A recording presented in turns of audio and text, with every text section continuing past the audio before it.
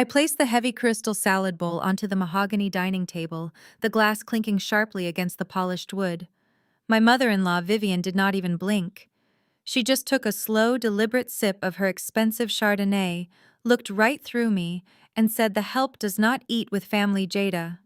You can go fix yourself a plate in the kitchen." I did not flinch. I did not cry. I just smiled, leaned forward, and replied, "Actually, Vivian, I own this resort, and your checkout time is right now. My name is Jada. I am 35 years old, and I spent the last 5 years letting my husband's family treat me like dirt beneath their designer shoes."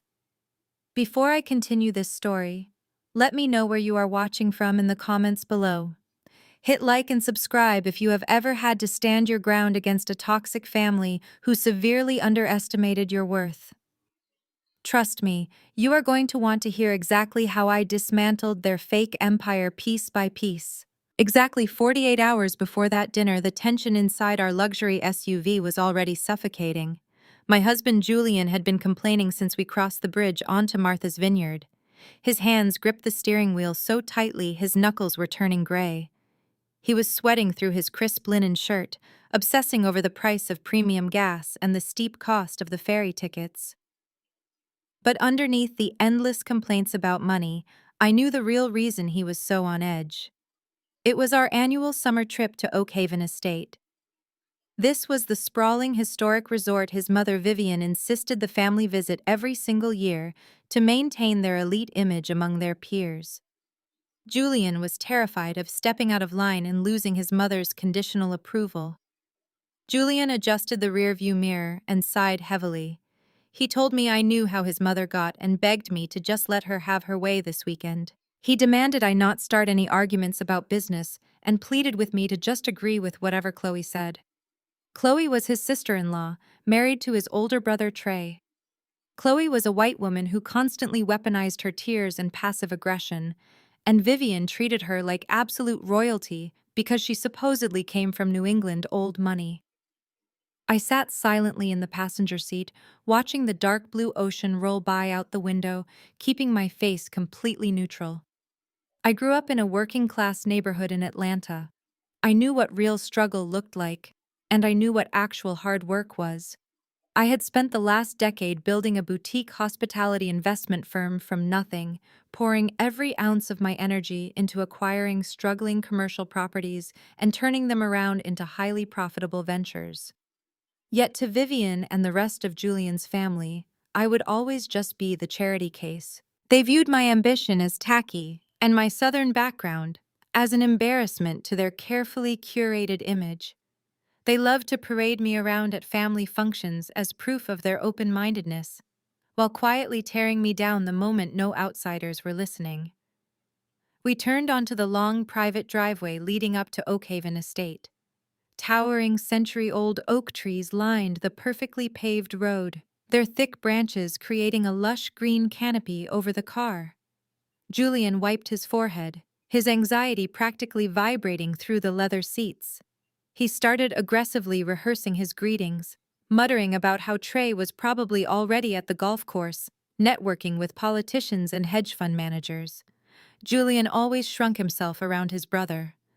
Trey was the golden child of the family, the one who supposedly ran a massive logistics empire, the one who could do absolutely no wrong in Vivian's eyes. Julian was just the younger brother desperately trying to secure a crumb of the family legacy.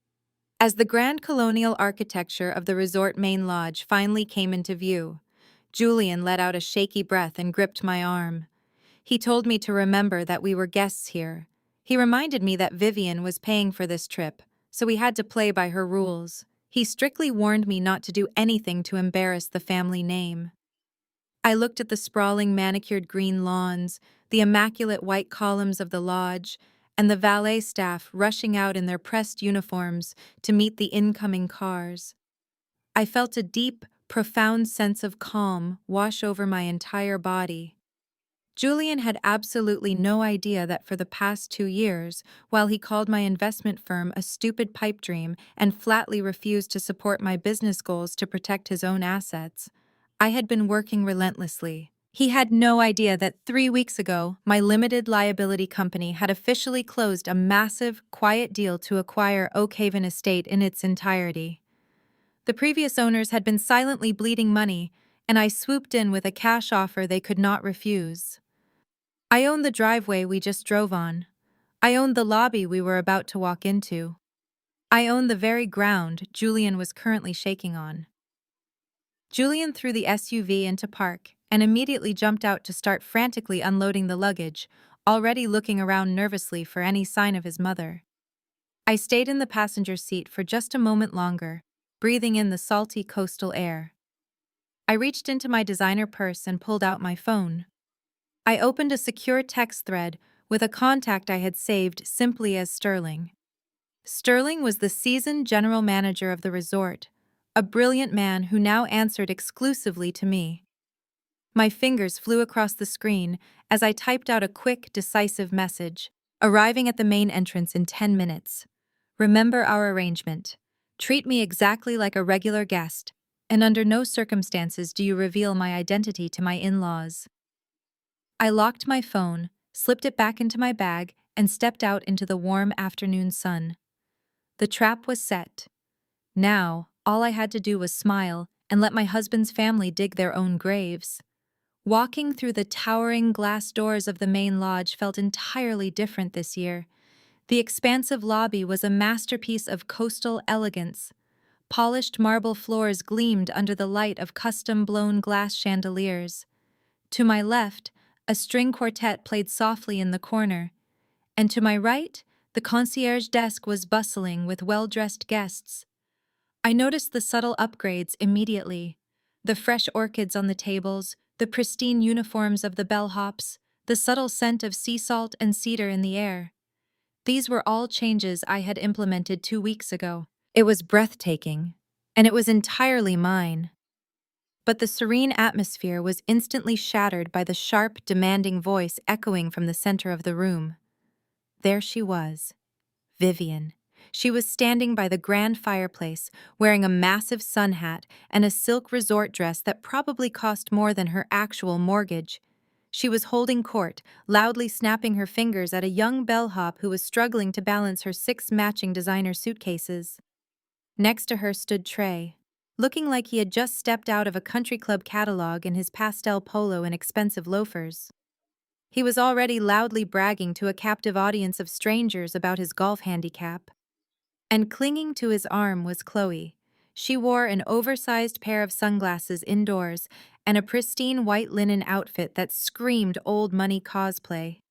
When she saw us approaching, Chloe offered a tight, pitying smile. Julian immediately quickened his pace, practically jogging over to his mother like a lost puppy. He went in for a hug, but Vivian stiff-armed him, offering only a heavily powdered cheek for him to kiss. She looked him up and down with clear disappointment before her eyes slid over to me. Her expression instantly soured, as if I were a stain on the immaculate marble floor. "Well, look who finally decided to show up," Vivian announced loudly, ensuring the other guests in the lobby could hear her. She sighed dramatically, fanning herself with a glossy resort brochure. "I was beginning to think your little rented car broke down on the highway. We have been waiting here for 20 minutes. Julian immediately began stuttering out apologies, blaming the ferry traffic, blaming the gas station attendants, essentially blaming everyone but himself. I simply stood there, keeping my posture straight and my expression carefully blank. I offered a polite greeting, ignoring the blatant disrespect. Vivian waved away Julian's pathetic excuses and reached into her designer tote bag. She pulled out a small stack of sleek electronic room keys. She held them up like a monarch distributing rations to her starving peasants. "Now then," Vivian began, her voice dripping with artificial sweetness. "I have already handled the room assignments. Trey, Chloe, darling, come here." She handed them a heavy silver keycard holder. "You two are in the oceanfront penthouse. It has a private wrap-around balcony and a jacuzzi. I know Chloe is so used to the finer things, and I wanted to make sure my beautiful daughter-in-law gets the rest she deserves." Chloe clasped her hands over her chest, feigning surprise. "Oh, Vivian, you are just too generous. We really do not need a penthouse. But Trey puffed out his chest, snatching the key from his mother. Nonsense, babe, Trey said loudly. Only the best for us. Besides, a guy needs room to stretch out after closing major deals all quarter. I had to bite the inside of my cheek to stop from laughing. I knew exactly what kind of deals Trey was closing. Absolutely none. Vivian beamed with pride before pocketing the second keycard. I have secured the master suite for myself on the top floor, of course. My back simply cannot handle substandard mattresses, and the management here knows I expect premium accommodations. Finally, Vivian held out a single plain plastic keycard toward Julian. He reached for it eagerly, but Vivian pulled it back an inch, looking directly at me with a smirk that chilled the air around us. Julian, I got you and Jada a room on the ground floor. It is Unit 114. Vivian paused, letting the silence stretch out so the insult could properly land. Now it is located down the east corridor, right next to the industrial laundry vents. There is no ocean view, and the square footage is quite modest. But I figured Jada would feel right at home. After all, growing up in those cramped little working-class neighborhoods down in Atlanta, she is used to small spaces. It might actually be comforting for her. Chloe let out a sudden, sharp giggle before slapping a hand over her mouth. "Oh my gosh, Vivian, you are so bad," she whispered loudly. Trey openly chuckled, shaking his head. I looked at Julian, waiting for him to defend his wife. I waited for the man I married to stand up, clear his throat, and tell his mother that her comment was entirely out of line. Instead, Julian let out a nervous, high-pitched laugh. He reached out, took the plastic keycard from his mother, and shrugged. "Come on, Ma, you know, Jada does not mind," Julian said, refusing to meet my eyes. He turned to me, his voice taking on a warning edge. "Right, Jada. We are just happy to be included. You should be grateful my mother paid for us to even be here. It is a free vacation, so just say thank you and do not make a big deal out of nothing." A heavy, suffocating silence fell between us. The sheer disrespect was not new, but the blatant public nature of it was escalating. They were testing me. They wanted to see if I would crack, if I would throw a tantrum and prove their narrative that I was just an angry, unrefined woman who did not belong in their upper-class world. I looked at Vivian's triumphant smirk. I looked at Chloe's mocking pity. I looked at Trey's arrogant sneer. And finally, I looked at the man who was supposed to be my partner in life, currently shrinking himself into nothing just to please them. I did not raise my voice. I did not show an ounce of anger. Instead, I let a slow, chillingly calm smile spread across my face. "You are absolutely right, Julian," I said, my voice smooth as glass. "I am incredibly grateful for everything your family has provided today." "Thank you, Vivian. The ground floor will be extremely illuminating." Vivian looked slightly thrown by my lack of resistance. She frowned, clearly disappointed that I had not given her the screaming match she so desperately wanted. "Well, go on then," she snapped. "Take your bags and get out of the lobby. You are blocking the walkway." Julian let out a massive sigh of relief, clearly thrilled that he had dodged a bullet. He immediately grabbed the heaviest suitcases and started marching toward the east corridor, shouting over his shoulder for me to follow him. I picked up my single leather duffel bag. But as Julian turned the corner, heading down the depressing hallway toward the laundry facilities, I stopped. I did not follow him. I adjusted my grip on my bag, turned on my heel, and walked in the exact opposite direction, heading straight toward the restricted solid oak doors of the executive suite. The heavy oak doors marked private closed behind me with a soft click, instantly silencing the chaotic hum of the main lobby. The executive suite was a stark contrast to the bustling public spaces of the resort. It was a haven of quiet authority, featuring floor-to-ceiling windows that offered a commanding view of the private golf course and the crashing ocean beyond. The air smelled of rich espresso and expensive leather. Sitting behind a massive mahogany desk was Sterling, the general manager of Oak Haven Estate. Sterling was a distinguished man in his late 50s, dressed in an impeccably tailored navy suit. He had spent 30 years running luxury properties across the globe, and he knew how to spot true power the moment it walked into a room. As soon as I stepped onto the plush carpet, Sterling immediately stood up, buttoned his suit jacket, and offered a warm, highly respectful smile.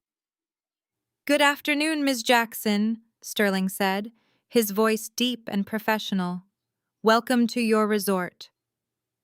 It was the first time I had heard those words spoken aloud on the property, and a profound sense of satisfaction settled into my bones. I walked over to the leather guest chairs and took a seat, crossing my legs.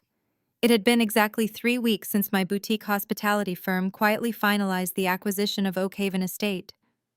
The previous ownership group had been bleeding money for years. They were careless, allowing affluent guests to run up massive tabs without ever collecting payment, and ignoring crucial maintenance while pouring funds into superficial cosmetic upgrades. When my analysts brought me the financial reports, I saw a gold mine buried under layers of gross mismanagement. I purchased the entire estate through a blind limited liability company.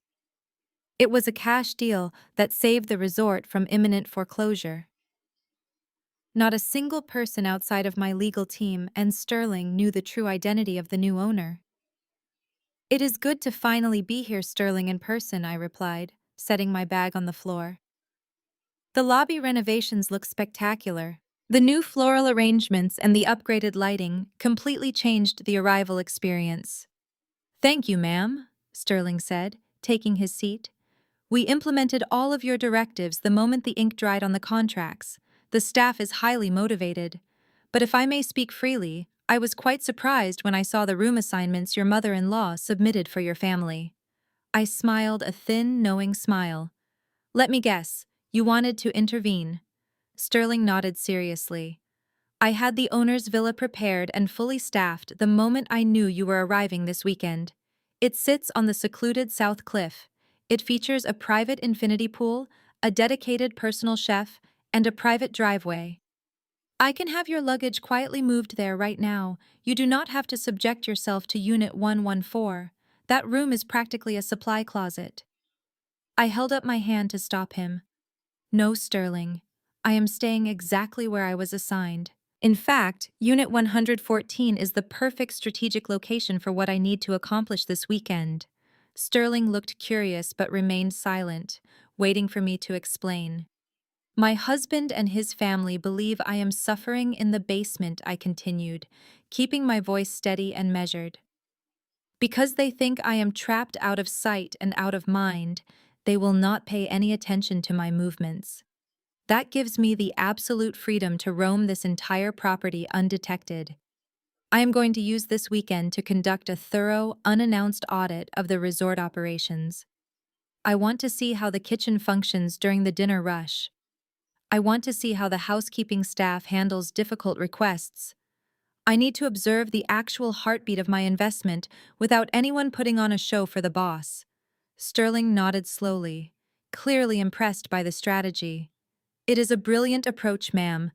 But what about your family? They are known to the staff here. Vivian and Trey have been coming for years, and they are notoriously demanding." "That brings me to my most important directive," I said, leaning forward and resting my arms on the mahogany desk. "I am enforcing a strict non-disclosure agreement for the duration of my stay. Every single employee on this property signed it last week. If any staff member refers to me as the owner or treats me differently than a standard guest, they will be terminated immediately. Is that completely understood?" "Crystal clear," Sterling confirmed without hesitation. "Furthermore, I want you to treat my in-laws exactly as you would treat any other guests. Do not offer them special favors. Do not give them complimentary upgrades just because they yell the loudest. For the last 5 years, they have treated me like the hired help simply because I do not come from generational wealth. They think their fake pedigree gives them the right to walk all over working-class people. I want to see exactly how they treat your staff when they think there are no consequences. Give them enough rope, Sterling. Let them hang themselves." Sterling allowed a small, sharp smile to touch the corners of his mouth, He understood perfectly. He turned around, opened a secure biometric safe built into the wall behind him, and pulled out a sleek, heavy-duty black tablet. He placed it on the desk and slid it across the polished wood toward me. "This is the master control terminal," Sterling explained. "It is linked directly to our central servers. Through this tablet, you have real-time access to every single operation in the resort. You can view the live financial ledger, monitor every open guest tab, access the security camera feeds, and lock or unlock any account on the property with the tap of your finger." I picked up the tablet. The screen glowed to life, displaying a highly organized dashboard of numbers, names, and property metrics. It was the ultimate weapon, and it rested lightly in the palm of my hand. I tapped the screen, navigating to the guest registry. I saw Julian's name attached to the ground floor room. I saw Vivian's name on the master suite, and I saw Trey and Chloe's names attached to the oceanfront penthouse. "Everything is perfectly in place," I murmured, my eyes scanning the live financial data streaming across the screen. My heart beat with a steady, quiet rhythm. The humiliation I had felt in the lobby was completely gone, replaced by the cold, calculating focus of a predator watching its prey wander into a trap. I looked up at Sterling, locking the tablet screen and sliding it into my designer bag. "Where are they right now?" Sterling adjusted his cuffs and looked at his own computer monitor. "They bypassed their rooms entirely and headed straight for the private pool area. They are at the luxury cabanas, ma'am, and they are already making demands." I left the cool quiet of the executive suite and made my way down the winding stone path toward the private pool. The afternoon sun was warm against my skin, and the air smelled heavily of coconut oil and sea salt. Oak Haven Estate boasted one of the most exclusive pool decks on the East Coast, featuring infinity edges that seemed to drop right off into the Atlantic Ocean. Lined along the far side of the sparkling water were 10 private luxury cabanas draped in sheer white curtains. I did not even need to look for my family. I could hear them from 50 yards away. Vivian's sharp, demanding voice cut right through the ambient sound of splashing water and acoustic tropical music.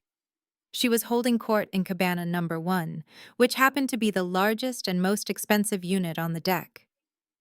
As I approached the wooden steps, I saw Julian awkwardly standing near the entrance, holding 2 oversized beach towels, like a pool boy waiting for a tip. Inside the shaded cabana, Trey was sprawled completely across a cushioned lounger, scrolling mindlessly on his phone. Meanwhile, his wife Chloe was putting on a highly theatrical display of physical distress. Chloe was vigorously fanning her face with a laminated drink menu. She wore a massive floppy straw hat and an absurdly tiny white designer bikini. She was whining loudly to anyone who would listen that the ocean breeze was simply not cool enough, and that the overhead cabana fan was practically useless. She complained that the waitstaff was deliberately ignoring her, and that the ice in her water glass had melted far too quickly. It was a masterclass in manufactured victimhood. Vivian sat perfectly upright on a teakwood chair, sipping a vibrant pink cocktail. When she spotted me walking up the steps, her eyes narrowed. She immediately seized the opportunity to put me to work. "Jada." "There you are," Vivian barked, not even bothering to say hello or ask how my walk from the lobby was. "Put your bag down and make yourself useful. Chloe is absolutely parched, and the service out here today is completely unacceptable. Go find a waiter and get her a fresh bucket of ice. And do not just grab any tap water. She only drinks that specific imported Italian sparkling water, the one in the blue glass bottle. Make sure it is properly chilled." I stopped at the top of the steps and glanced at Julian. I waited for him to intervene. I waited for him to tell his mother that I had just arrived and should be allowed to sit down and relax. Instead, Julian immediately looked down at his feet, suddenly fascinated by the stitching on the beach towels. He was not going to offer to go to the bar. He was not going to defend me. He was going to stand there and let his mother treat his wife like an unpaid intern. Before I could even respond to the ridiculous demand, Vivian turned her attention to a wealthy-looking older couple occupying the neighboring cabana. She leaned over the low dividing wall, projecting her voice so that everyone in the vicinity could hear her clearly. "You have to excuse the fuss," Vivian said with a loud, artificial laugh. "My daughter-in-law, Chloe, simply has very refined standards. She grew up summering in Newport, you know. Old money, New England pedigree. Her family practically invented the country club scene out there, so she is just used to a certain level of excellence." The older couple offered polite, tight-lipped smiles, clearly uncomfortable with the unsolicited bragging. Vivian then gestured vaguely in my direction, with her half-empty cocktail glass. "Now Jada here," Vivian continued, dropping her voice into a tone of mock sympathy that was still entirely too loud. "Jada is Julian's wife. She is from a very modest working-class neighborhood down in Atlanta, so she is used to roughing it. This kind of luxury is all very new and overwhelming for her. We are just so glad Julian brought her along so she can finally see how the other half lives." Bless her heart. Chloe offered a small, tragic smile and nodded softly, as if my mere existence was a heavy charitable burden they were all bravely carrying. Trey did not even look up from his phone, but I saw the corner of his mouth twitch into a satisfied smirk. The sheer audacity of the narrative they were spinning was breathtaking. Chloe was currently living off maxed-out credit cards, and Trey was drowning in secret corporate debt. Yet here was Vivian loudly spinning a fairy tale of old money aristocracy, while painting me as the grateful street urchin they had graciously rescued from the mud. I could have snapped right then and there.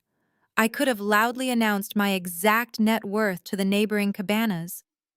I could have exposed Trey's bankrupt logistics business and humiliated Chloe in front of the entire pool deck.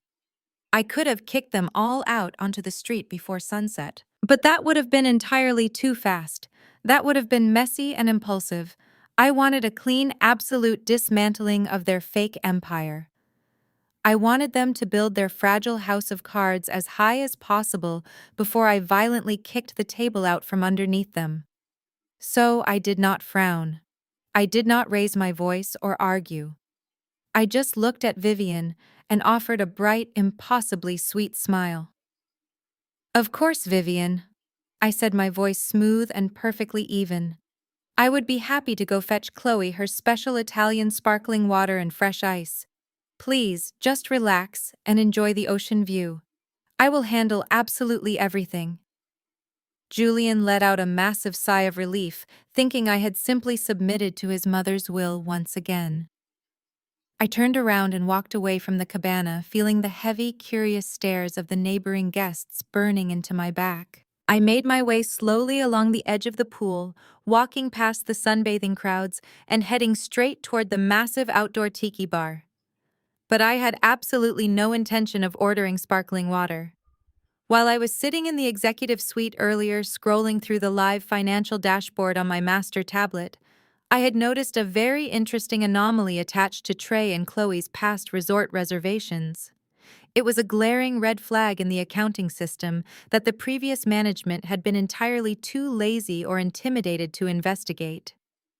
I approached the long, polished mahogany bar counter and caught the eye of the head bartender. It was time to pull the very first thread and watch my in-laws' perfectly curated lies begin to rapidly unravel. The outdoor tiki bar was situated at the far end of the pool deck, a massive structure built from authentic reclaimed mahogany and shaded by a sprawling thatched roof. The area was packed with guests ordering colorful cocktails and expensive appetizers, completely oblivious to the quiet war I was currently waging. I bypassed the crowded front counter and walked directly to the secluded service station at the side of the bar. A young bartender with a crisp white shirt and a polished silver name tag that read David was busy wiping down the counter. I leaned against the smooth mahogany and caught his attention. "Excuse me, David," I said, keeping my voice low and pleasant.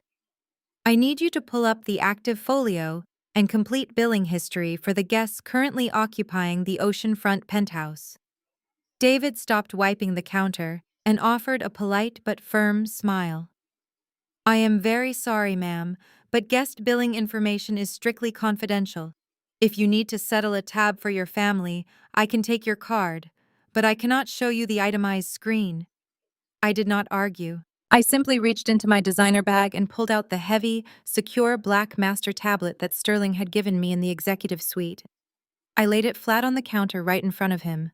I tapped the screen once, waking it up to display the resort's top-level administrative dashboard, a highly restricted interface that only the absolute highest-ranking personnel possessed. David looked at the screen, and his eyes widened to the size of saucers. The polite customer service smile vanished from his face, replaced by an expression of profound shock. He looked from the tablet up to my face, suddenly realizing that the woman Vivian had just been loudly belittling as a working-class charity case was actually the person signing his paychecks. "Please, go ahead and turn your point-of-sale monitor around, David," I instructed calmly.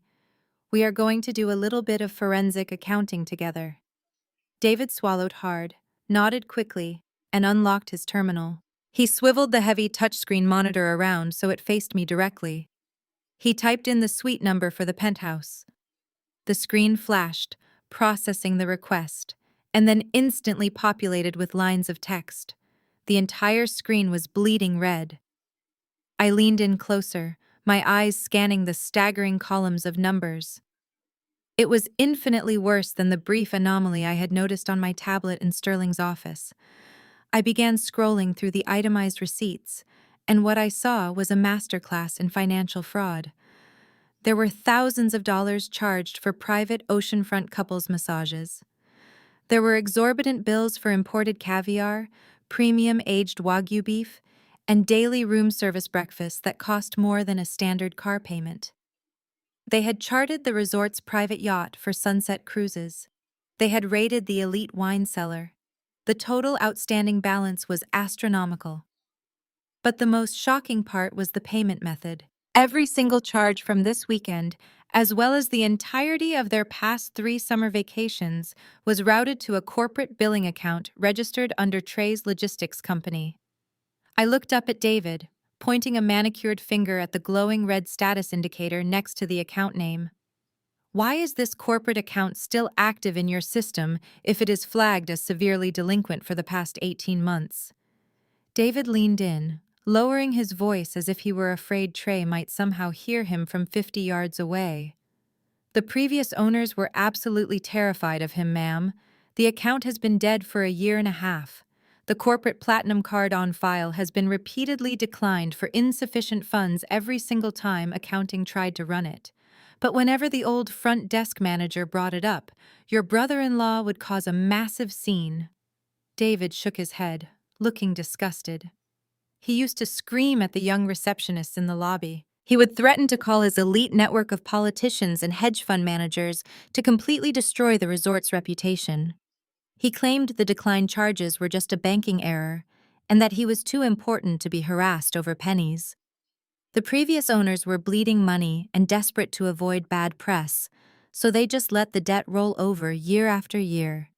They were too cowardly to call his bluff, so he and his wife just kept drinking and eating for free. I stared at the red numbers on the screen, letting the magnitude of the lie wash over me. A wave of profound, icy clarity settled into my chest.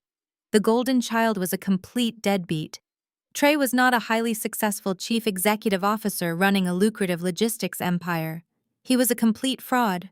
The man who constantly belittled Julian for not earning a high enough salary, the man Vivian proudly paraded around society events like a glittering trophy, was totally broke. He was surviving on a glitch in a failing resort's accounting software.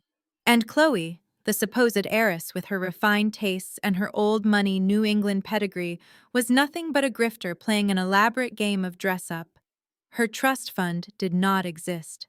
Her elite status was a mirage. They were living a luxurious lie, funding their extravagant lifestyle through aggressive intimidation and stolen hospitality. The sheer hypocrisy of it all was intoxicating. I thought about Vivian sitting in that cabana, loudly mocking my working-class Atlanta roots to strangers. I thought about Julian constantly shrinking himself, bending over backward to appease a brother who was secretly drowning in massive corporate debt. I had spent the last decade building actual, tangible wealth through relentless hard work sleepless nights, and incredibly smart commercial investments.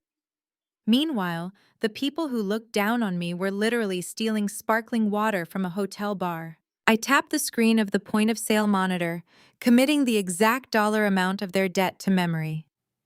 "Thank you, David," I said, my voice dangerously calm. "You have been incredibly helpful. Please return to your normal duties and remember our non-disclosure agreement." "Absolutely, ma'am," David replied instantly, swiveling his monitor back around and picking up his bar towel. I stepped away from the mahogany counter, holding my master tablet firmly against my chest. I did not head toward the cabanas with Chloe's ridiculous sparkling water. Instead, I stood in the shade of a large palm tree and looked across the sparkling blue water of the pool.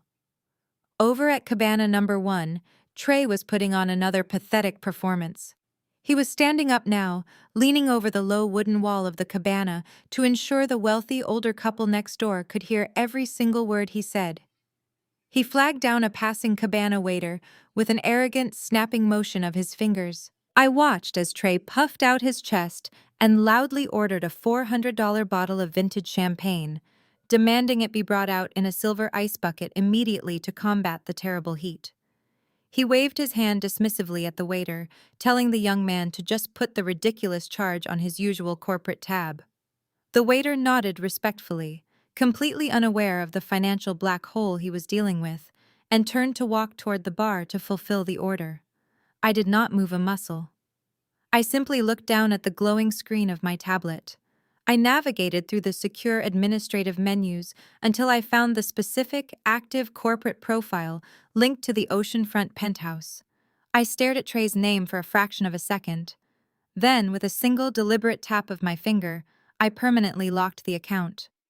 I stepped away from the shade of the palm tree and walked over to a nearby self-service water station. I completely ignored Vivian's strict instructions to fetch the expensive imported Italian sparkling water. Instead, I grabbed a standard plastic pitcher, filled it with regular tap water, and scooped some rapidly melting ice into a basic metal bucket. I balanced the pitcher and the bucket in my hands and began the walk back to cabana number 1. The sun was beating down, but I felt absolutely nothing but a cold, calculated thrill. When I stepped up into the shaded cabana, the atmosphere was thick with entitlement. I placed the plastic pitcher of tap water and the basic ice bucket directly onto the teakwood coffee table right in front of Chloe. The heavy thud of the pitcher caused everyone to look up. Chloe pulled down her oversized sunglasses and stared at the plastic pitcher as if I had just placed a live snake on the table. She looked from the tap water up to my face, her lips pressing into a thin, disappointed line. She let out a dramatic, breathy sigh. "Jada, I thought Vivian was very clear," Chloe said, her voice dripping with fake sweetness. "I specifically asked for the blue glass bottle. The imported one. My stomach is incredibly sensitive to the harsh minerals in regular tap water. Honestly, it is like you are not even trying to be helpful." Vivian shook her head in disgust, taking another sip of her pink cocktail. "You cannot teach elegance, Chloe," Vivian muttered loudly. "Some people are just aggressively committed to mediocrity." I just offered a polite, vacant smile and took a step back, standing near the entrance of the cabana. I figured that would be the end of it, but Chloe was apparently feeling emboldened by Vivian's support. She sat up slightly on her cushioned lounger, resting her chin on her hand, and decided to shift her attack from my competence to my physical appearance. Her eyes scanned my face and then landed deliberately on my hair. I was wearing my hair in its natural state, a full, beautiful wash and go that I had perfected over the years. "You know, Jada," Chloe began, tilting her head to the side like a concerned friend, "the humidity out here is just doing absolute a number on your hair. It is getting so incredibly big and unruly." She gestured vaguely around the pristine pool deck, pointing toward the other wealthy guests, who all looked meticulously styled. "This resort has a very specific aesthetic. It is very polished, very sleek. Old money elegance. Your hair just looks a little too unkempt for a place like this. Do you not have a silk scarf? Or maybe a large hat you could put on to just smooth everything down?" It just does not really fit the vibe we are going for today. The sheer audacity of her microaggression hung heavily in the humid air. She was a broke woman living on stolen credit, sitting under a cabana I legally owned, telling me that my natural black hair did not fit the aesthetic of my own multi-million-dollar property. I slowly turned my head to look at Julian. This was his family. This was his sister-in-law openly disrespecting his wife's natural features in public. I waited for the flash of anger in his eyes. I waited for him to finally step between us, to tell Chloe she had crossed a serious line, and to demand respect for his wife. But Julian simply looked stressed. He rubbed the back of his neck, completely avoiding my gaze. He let out a nervous chuckle and stepped closer to me, lowering his voice into a harsh whisper. "Come on, Jada," Julian muttered. "Do not look at me like that. Chloe is just trying to help you fit in. You know my mother wants to take family photos by the pool later, and we all need to look presentable. Just go back to the room and tie it back or put some gel on it. Please do not start a fight and embarrass us in front of all these important people. Just go fix it." He was asking me to shrink myself. He was asking me to literally alter my physical appearance so that his fake aristocratic family could feel more comfortable. 5 years of this exact behavior flashed before my eyes. 5 years of swallowing my pride to keep the peace for a man who would not even stand up for me against a passive-aggressive comment about my hair. I did not argue. I did not raise my voice or defend the beauty of my natural hair. I did not need to.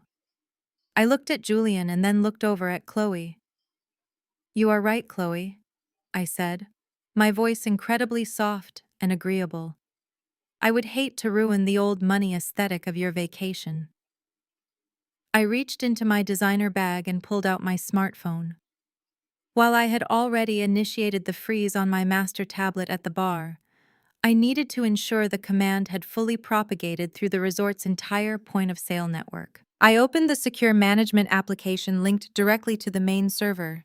I navigated to the corporate account registered under Trey's logistics company. The screen displayed the outstanding $45,000 balance in bright red text. Below it was a toggle switch labeled Account Status. With a serene smile on my face, I swiped my thumb across the screen. The toggle flipped. A heavy red lock icon appeared on my phone, confirming that the corporate account was now completely frozen across every single register, restaurant, and service desk on the entire property. They were officially cut off. I slipped my phone back into my bag and folded my hands neatly in front of me. "I am just going to stay right here," I announced brightly. "I want to enjoy the view." Julian groaned quietly, turning his back to me in frustration, while Chloe rolled her eyes and went back to fanning herself with the menu. But my attention was no longer on them. I was watching the paved walkway leading from the tiki bar toward our cabana. A young waiter dressed in the resort's crisp white uniform was making his way toward us. He was the same waiter Trey had aggressively ordered the $400 bottle of vintage champagne from just moments ago. However, the waiter was not carrying a silver ice bucket. He was not carrying any champagne flutes. He was walking entirely empty-handed, save for a small black leather receipt folio clutched tightly to his chest. The waiter stepped up to the edge of the cabana, looking incredibly nervous. He cleared his throat, trying to get Trey's attention. "Excuse me, sir." Trey finally looked up from his phone, a scowl immediately forming on his face. "Where is the champagne I ordered? I told you I wanted it immediately. Do you know how much money I spend at this place?" The waiter swallowed hard and opened the black leather folio. "I am so sorry, sir," the waiter stammered, keeping his voice as polite as possible. "I tried to run the authorization for the bottle, but the system is returning an error. It says your corporate account has been permanently frozen by executive management. The system will not allow me to process any further charges to this profile." The cabana went dead silent. The acoustic music playing in the background suddenly seemed incredibly loud. Trey lowered his phone, his confident scowl melting into an expression of sheer confusion. "What did you just say?" "I am sorry, sir," the waiter repeated, stepping back slightly. "The account is locked. If you would like the champagne, I will need a personal credit card to cover the $400 charge, as well as authorization to settle the outstanding balance on the frozen account. Trey's face began to flush a deep, angry red. He stood up abruptly, the wooden chair scraping violently against the cabana floor. He looked at the waiter, then looked over at Vivian, his carefully constructed illusion of wealth suddenly cracking wide open for the very first time. Trey spent the rest of the afternoon frantically pacing the perimeter of the pool deck, his phone practically glued to his ear. When he finally returned to the cabana, he was sweating profusely, and his signature arrogance had completely evaporated. He spun a desperate, convoluted lie for Vivian and Chloe, claiming that his corporate accounting team had simply flagged the resort charges as suspected fraud because he was spending so much money so quickly. He assured them the bank would have it sorted out by Monday morning, and he casually canceled the vintage champagne order, claiming the heat had suddenly ruined his appetite for alcohol anyway. Vivian swallowed the lie without hesitation, completely eager to protect the illusion of her successful golden child. But I saw the panic in his eyes. He knew the walls were closing in. Fast forward to 8 o'clock that evening. The ocean breeze had cooled the island, and the sky was painted in deep strokes of violet and gold. It was time for Vivian's highly anticipated annual private family dinner. The table was set on the resort's exclusive upper terrace, an intimate outdoor dining space reserved solely for VIP guests. A massive mahogany table sat under a canopy of interwoven vines and delicate fairy lights. The view of the Atlantic Ocean from up there was absolutely breathtaking. It was the kind of setting that demanded elegance and grace. Naturally, my in-laws brought nothing but complaints and hostility. The resort was operating at absolute peak capacity for the summer weekend, and the waitstaff was visibly stretched thin. Our dedicated server had already apologized for a slight delay in bringing out the first course. For a normal family, a 10-minute wait on a beautiful terrace overlooking the ocean with a glass of wine would be a blessing. For Vivian, it was an unforgivable crime. She sat at the head of the table, tapping her manicured fingernails aggressively against the polished wood. "This is simply unacceptable," Vivian announced, her voice cutting through the ambient sound of the crashing waves. "We are paying top dollar for this private dining experience, and they are treating us like second-class citizens at a diner. I should have the general manager fire the entire dining room staff tonight." Chloe sighed dramatically and swirled the water in her glass. "I know, Vivian. It is so hard to find good help these days. Nobody wants to actually work anymore." I sat quietly next to Julian, sipping my water and observing the absolute hypocrisy. Chloe was complaining about people not wanting to work while simultaneously living entirely off stolen money. Trey was staring blankly at his empty plate, looking slightly nauseous. Vivian suddenly stopped tapping her nails and turned her sharp gaze directly toward me. A cruel spark lit up in her eyes as a new idea formed in her mind.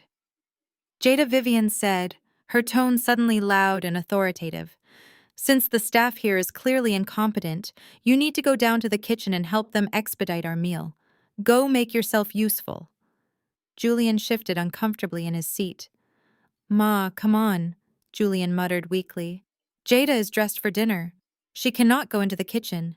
"She absolutely can," Vivian shot back, her voice dripping with venom.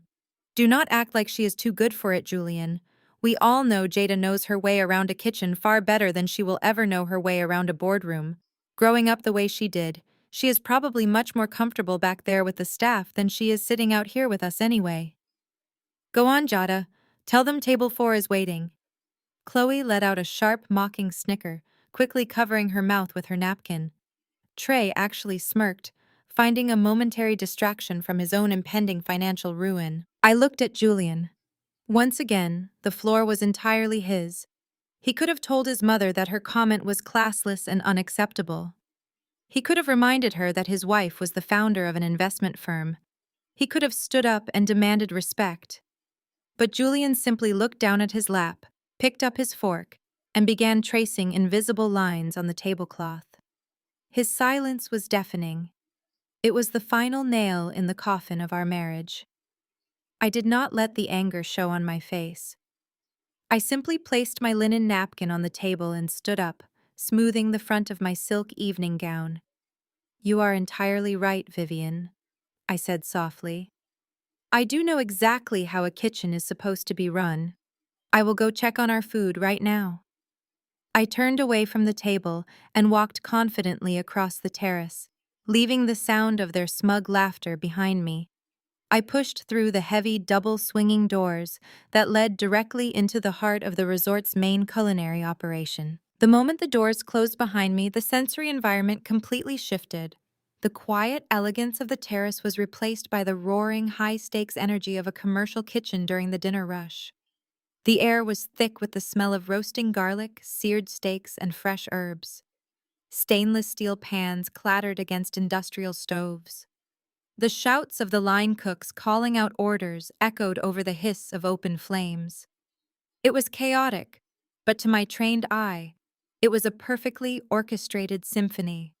I did not step out of the way like a lost guest. I stood near the main pass and activated my investor mindset. I was conducting a live, unannounced audit of my own asset. I watched the executive chef, a brilliant culinary mind I had personally reviewed the contract for last week, conducting the flow of food with military precision. I checked the digital ticket times flashing on the monitors overhead. Despite the heavy volume of guests, the kitchen was running incredibly efficiently. The delay Vivian had complained about was entirely standard for a scratch kitchen producing gourmet meals. I observed the sanitation practices, the communication between the sous chefs, and the overall morale of the back-of-house staff. Everything was operating exactly as my firm had mandated during the takeover. The previous owners had let this kitchen fall into disrepair, but the infusion of my capital had clearly revitalized the entire operation. The executive chef spotted me standing near the prep station. Because of the strict non-disclosure agreement, he did not address me as his boss. He simply gave me a polite, questioning look, assuming I was a highly demanding VIP guest who had wandered too far. I offered him a warm, respectful nod, signaling that I was not there to cause trouble. Right at that moment, a young prep cook brought a massive, heavy crystal bowl up to the pass. It was the extravagant family-style salad Vivian had pre-ordered for our table. The chef carefully garnished it with fresh microgreens and wiped the rim of the crystal clean with a towel. He rang the service bell, signaling for a waiter to run the dish out to the terrace. I stepped forward and gently placed my hand on the cool crystal edge of the bowl before the waiter could reach it. "I will take this one out to table 4 myself," I told the waiter, keeping my voice pleasant but leaving absolutely no room for argument. The waiter looked slightly confused, but he was too busy to argue with a guest in a designer gown who wanted to carry her own food. He simply nodded and moved on to the next ticket. I picked up the heavy crystal bowl, balancing it carefully in my hands. The chilled glass felt solid and grounding against my palms. I took a deep breath, inhaling the sharp scent of the kitchen one last time. The audit was officially complete. The resort was functioning flawlessly.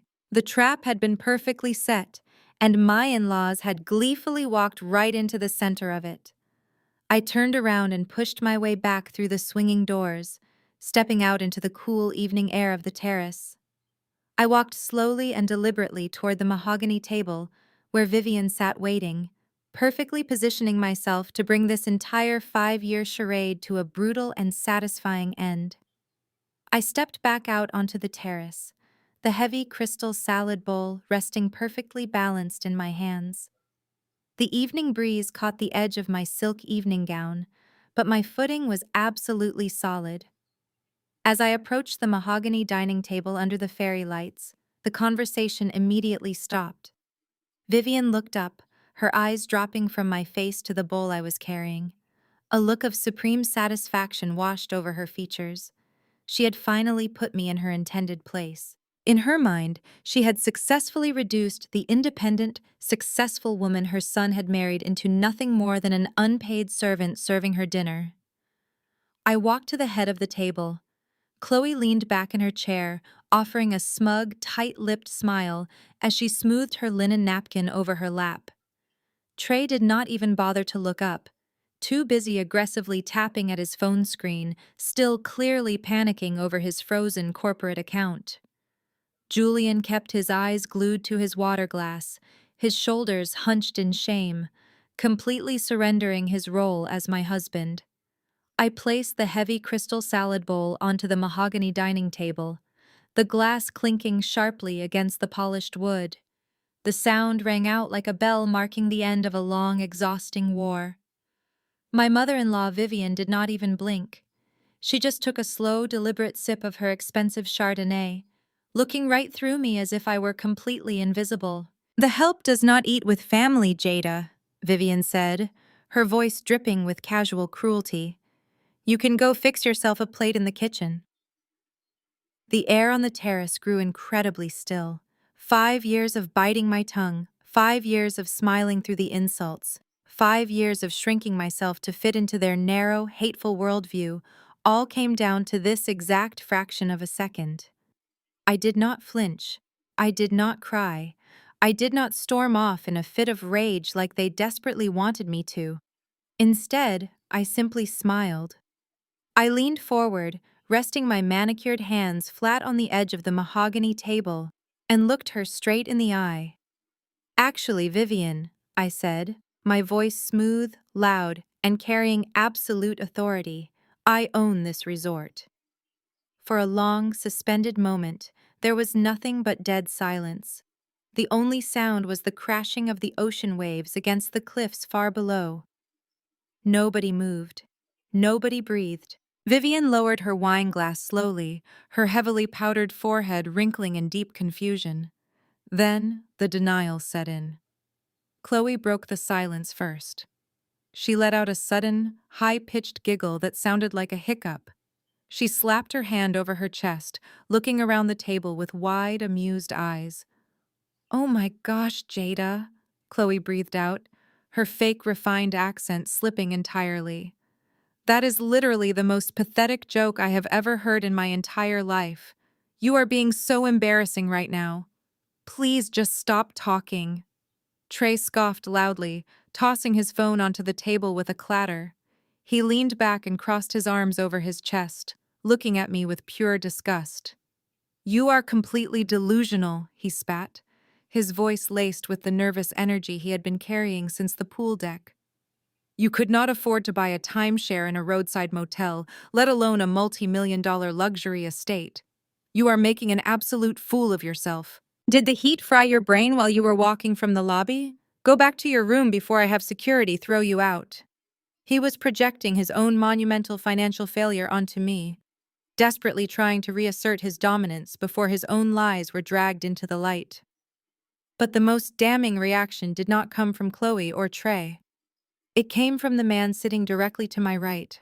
Julian suddenly shot up from his chair. His face was pale and slick with nervous sweat. He was absolutely terrified of his mother's wrath, terrified that my behavior was going to ruin his standing in the family forever. He reached out and physically grabbed my arm. His fingers dug painfully into my skin. "What is wrong with you?" Julian hissed, his voice trembling with a mixture of fear and fury. "Stop making a scene. You are ruining the entire weekend. Just apologize to my mother right now and go back to our basement room. Do not come out until I tell you to." I looked down at his hand wrapped tightly around my arm. I felt a cold, hollow sensation in my chest, but it was not heartbreak. It was finality. This was the man I had promised to build a life with. This was the man who was supposed to protect me, to stand by my side against any storm. And here he was, actively participating in my abuse, trying to drag me down into the dark so his toxic family could continue to shine. I did not need him anymore. I did not need any of them. I looked from his trembling hand up to his panicked eyes. The pleasant, accommodating smile I had worn for 5 years vanished completely. I ripped my arm out of his grasp with such sudden, aggressive force that Julian actually stumbled backward, hitting the edge of his dining chair. "I am not going to the basement, Julian," I said, my voice ringing out across the quiet terrace like a crack of thunder. And neither are you. The silence that followed my declaration was entirely shattered by the violent scraping of wood against stone. Vivian shot up from her chair with such sudden force that her water glass tipped over, spilling ice and water all over the expensive linen tablecloth. Her face had shifted from its usual heavily powdered pale complexion to a deep, dangerous shade of crimson. She was absolutely trembling with pure, unadulterated rage. I had just publicly humiliated her golden child, physically rejected her youngest son, and claimed ownership of the very ground she stood on. In her eyes, I had committed the ultimate, unforgivable sin. "How absolutely dare you," Vivian hissed, her voice vibrating with a fury so intense it drew the attention of every single diner on the terrace. "How dare you speak to my son that way? And how dare you stand here and tell such a pathetic, delusional lie in public? You are nothing but a common street girl who got lucky that Julian had a bleeding heart. You do not own anything. You are having a psychotic break, and you are ruining my family dinner." Chloe quickly leaned away from the table, clutching her chest as if she were in physical danger. "Oh my gosh, she is completely unhinged," Chloe whispered loudly to Trey. "She actually needs to be committed. She is going to hurt someone." Trey puffed out his chest, stepping forward to stand next to Vivian, eager to play the protector now that he had a distraction from his frozen credit cards. "Watch your mouth," Jada Trey barked, pointing a finger directly at my face. "You are completely out of your mind. You need to pack your cheap bags and get off this island before I call the police myself." But Vivian was not going to let Trey handle it. She wanted the absolute pleasure of destroying me herself. She snatched her designer handbag off the back of her chair and aggressively rummaged through it until she pulled out her smartphone. She held it up like a weapon, her manicured thumb hovering over the screen. "I am not calling the police," Vivian announced, her voice echoing across the quiet dining area. "I am calling the executive management group. I have been coming to this resort for 15 years. I personally know the board of directors. I know the investors. I spend tens of thousands of dollars here every single summer. I am going to have them send the absolute largest security guards they have up to this terrace right now." She looked me up and down with an expression of pure disgust, detailing exactly how she planned to end my night. "I am going to have you physically removed from this property, Jada. I am going to have them drag you through the lobby in front of everyone, charge you with trespassing, and have you permanently banned from the entire island. You can sleep on the side of the road for all I care. You are done. You are completely finished in this family." Julian let out a miserable, pathetic groan. He buried his face in his hands, resting his elbows on his knees, completely surrendering to the chaos. He did not say a single word to defend me. He did not ask his mother to put the phone down. He just sat there, waiting for the storm to pass so he could go back to being a subservient little boy. Vivian furiously tapped the screen of her phone, navigating to her contacts list, desperately searching for a number she had probably saved a decade ago. The entire table watched her, fully expecting me to suddenly break down, to fall to my knees and beg for forgiveness, to admit that it was all a terrible joke and plead for her to let me stay. I did absolutely none of those things. I stepped closer to the mahogany table, completely ignoring the phone waving in my face. I reached out and picked up the heavy, chilled bottle of premium chardonnay that Vivian had ordered for herself. I picked up an empty crystal wine glass from the center of the table. With slow, deliberate precision, I poured myself a generous glass of the expensive white wine. The sound of the liquid filling the crystal was the only thing that could be heard over the crashing waves below. I set the bottle back down, raised the glass to my lips, and took a long, incredibly satisfying sip. The wine was crisp, cold, and tasted remarkably like absolute victory. I lowered the glass and looked directly into Vivian's furious eyes. "Put the phone away, Vivian," I said, my voice dangerously calm and laced with absolute authority. "Do not bother calling the front desk. The people you think you know do not own this property anymore. I bought them out 3 weeks ago, completely in cash. But if you want to speak to the general manager so badly, you do not need to call him. I placed the crystal glass gently onto the table, adjusting my silk evening gown. I will walk down to the lobby with you right now, I challenged, holding my hand out toward the terrace exit. Let us go see exactly who gets escorted off my property by security. Let us go see exactly who is trespassing. Vivian stared at me, her chest heaving, her eyes wide with a mixture of disbelief and blinding anger. She genuinely believed I was bluffing.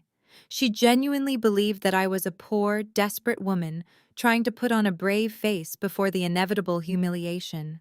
She snapped her phone shut and shoved it back into her designer bag, her lips curling into a cruel, triumphant sneer. Fine, Vivian spat out, her voice dripping with venom. If you want to do this the hard way, if you want to be completely humiliated in front of the entire resort, I will gladly oblige. Let us go to the lobby. She turned on her heel, her expensive shoes clicking aggressively against the stone floor of the terrace, and began marching toward the exit. She walked with the absolute confidence of a woman who had never been told no in her entire life, a woman who believed her fake pedigree was an impenetrable shield. Trey and Chloe immediately scrambled out of their chairs to follow her. Chloe looked at me and shook her head, letting out a dramatic sigh of pity before grabbing Trey's arm. Trey simply sneered at me, completely eager to watch my supposed downfall, hoping it would somehow magically erase his own massive financial failures. Julian was the last to stand up. He looked at me, his eyes red and pleading. "Jada, please," he whispered, his voice cracking. "Just stop. Just go back to the room. I will try to talk her down. Do not do this." I looked at the man I had married, feeling absolutely nothing but a cold, heavy indifference. "You do not get to talk anyone down, Julian," I replied softly. "Now start walking. You do not want to keep your mother waiting." Julian flinched as if I had physically struck him. He dropped his head, turned around, and began trailing pathetically behind his brother and sister-in-law. I stood alone by the mahogany table for one final moment. I took a deep breath of the cool ocean air, letting the absolute certainty of what was about to happen settle into my veins. Then, with my head held high and my posture perfectly straight, I followed my toxic in-laws off the terrace. The entire family was marching toward the grand lobby, completely eager and fully expecting to watch me get thrown out into the dark night. They had absolutely no idea they were walking directly to their own execution. The walk from the upper terrace down to the main lobby felt like a bizarre and highly dramatic royal procession. Vivian marched at the very front of the pack with her chin held high and her expensive silk evening gown flowing behind her like a cape. She was not walking like a woman who had just been deeply insulted at dinner. She was walking like a queen who was about to publicly execute a traitor for treason. The resort was beautifully illuminated at night with antique gas lanterns, casting a warm, romantic glow over the manicured gardens. But Vivian was absolutely determined to cast a dark and ugly shadow over the entire evening. As we descended the wide stone staircase leading toward the indoor promenade, Vivian officially began her performance. She did not bother to keep her voice down. In fact, she intentionally projected her voice so that every single guest we passed on the pathways could hear her twisted version of events. "Can you believe the absolute audacity?" Vivian said loudly over her shoulder to Chloe, intentionally making sure a group of older, wealthy gentlemen smoking cigars near the railing overheard her. Bringing a girl from the slums into a prestigious place like this, only for her to have a complete mental breakdown and threaten us at the dinner table. I always told Julian that marrying down would completely ruin his reputation in polite society. Now we have to involve hotel security just to enjoy our vacation in peace.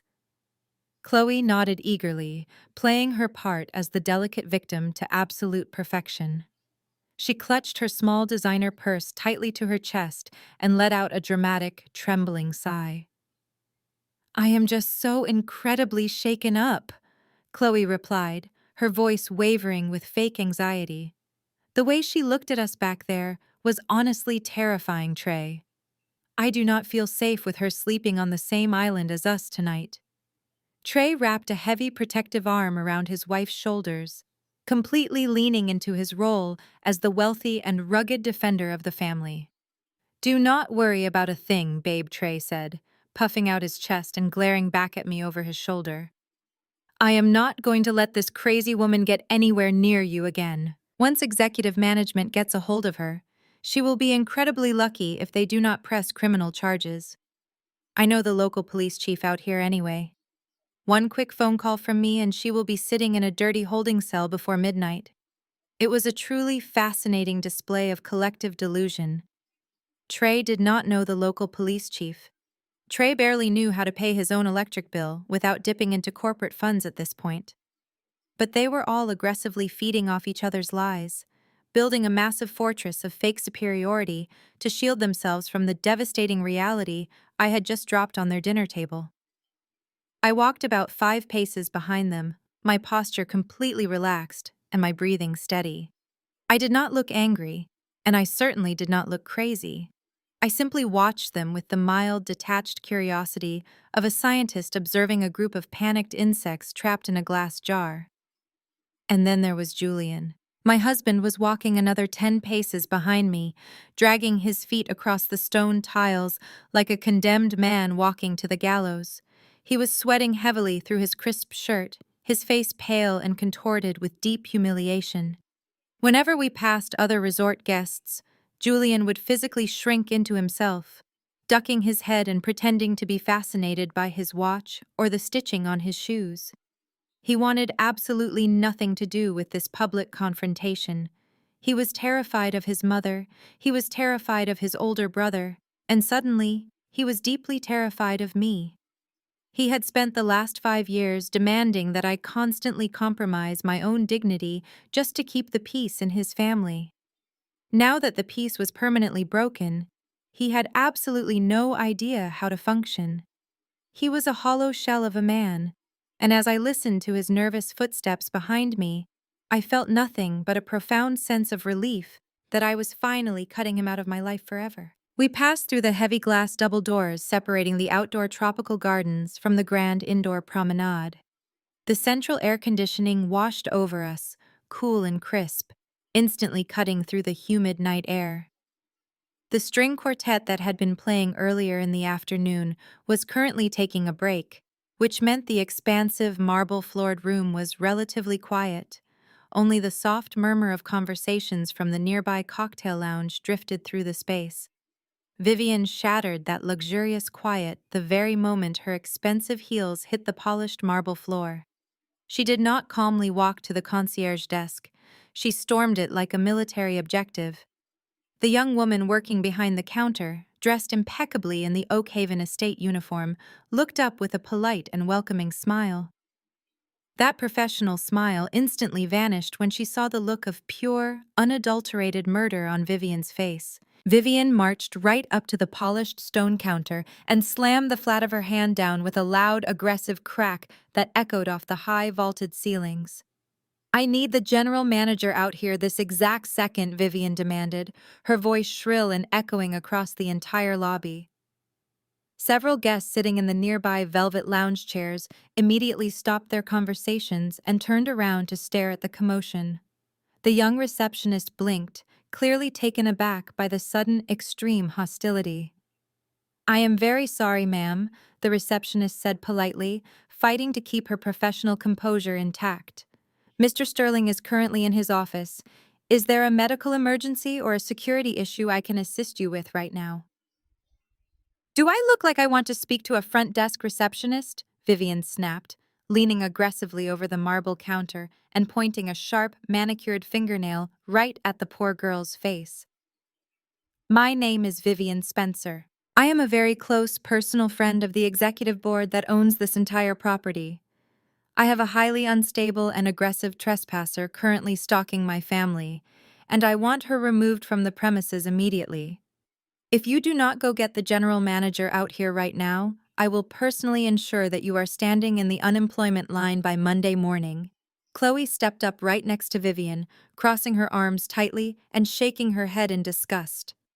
"This is supposed to be an exclusive luxury resort," Chloe added, pitching her voice louder so the wealthy guests watching from the lounge could hear her clearly.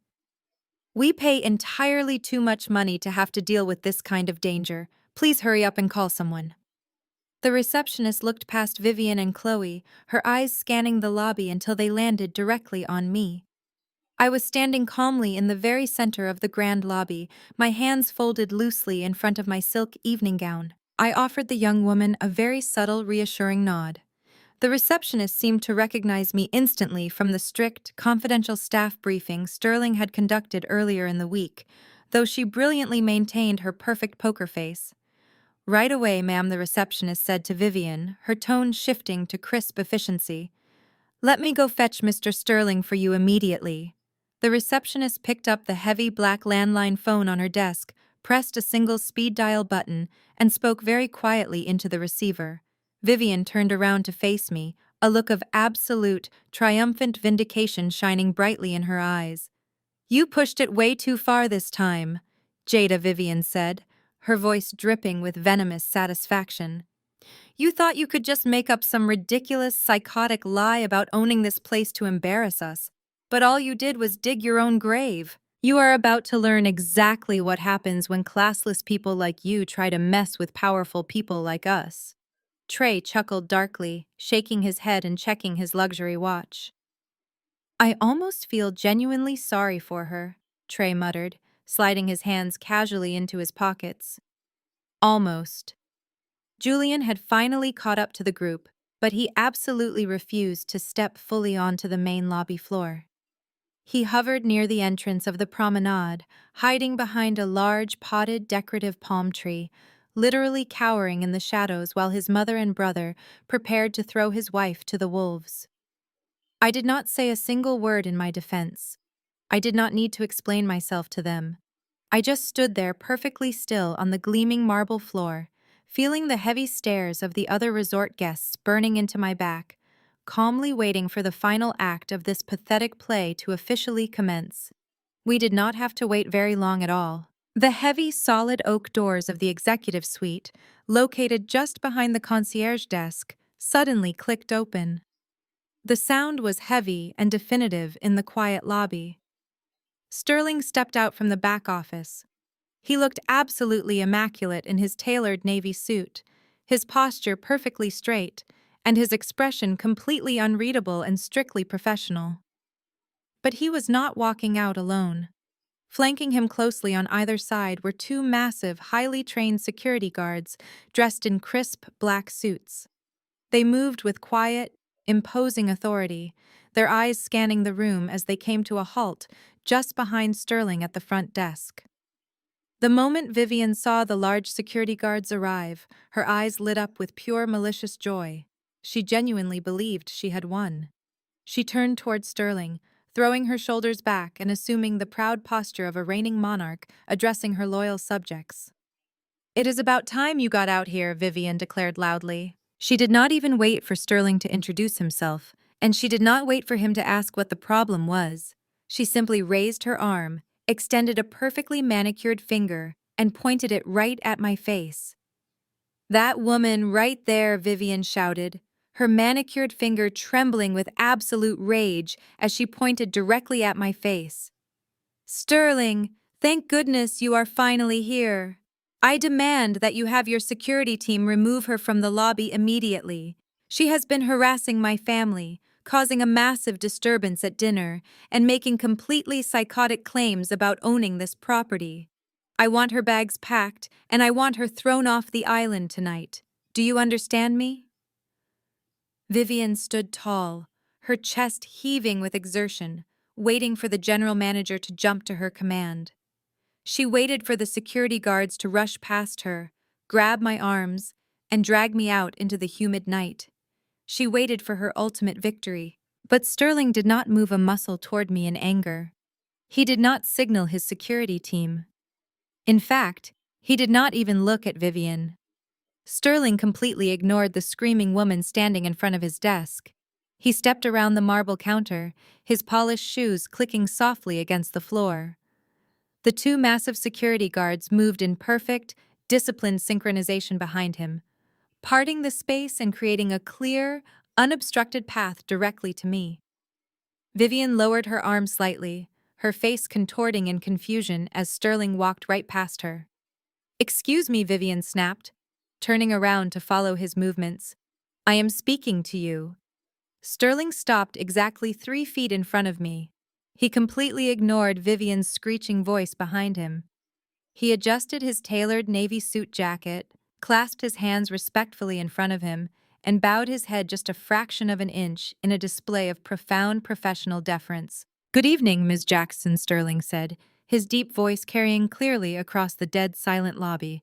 "Are these guests bothering you? Would you like me to have them escorted off your property?"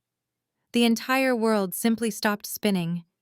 If a bomb had gone off in the center of the room, it would have been less destructive than those 3 simple sentences. The sheer magnitude of the shockwave that ripped through my in-laws was a physical, tangible thing. The ambient noise of the lobby completely vanished. The distant chatter from the cocktail lounge seemed to instantly evaporate. There was nothing left in the massive room but the crushing, suffocating weight of absolute reality crashing down on their heads. Vivian's mouth fell open. Her jaw literally dropped, her lips parting as the air rushed out of her lungs in a sharp, painful gasp. The hand that had been pointing at me just moments ago fell limply to her side like a heavy stone. The arrogant, untouchable matriarch of the family looked as though she had just been physically struck by lightning. Her eyes darted frantically from Sterling's respectful posture to the massive security guards waiting for my command, and finally to my completely calm, unbothered face. The invisible armor of her fake pedigree shattered into a million irreparable pieces across the marble floor.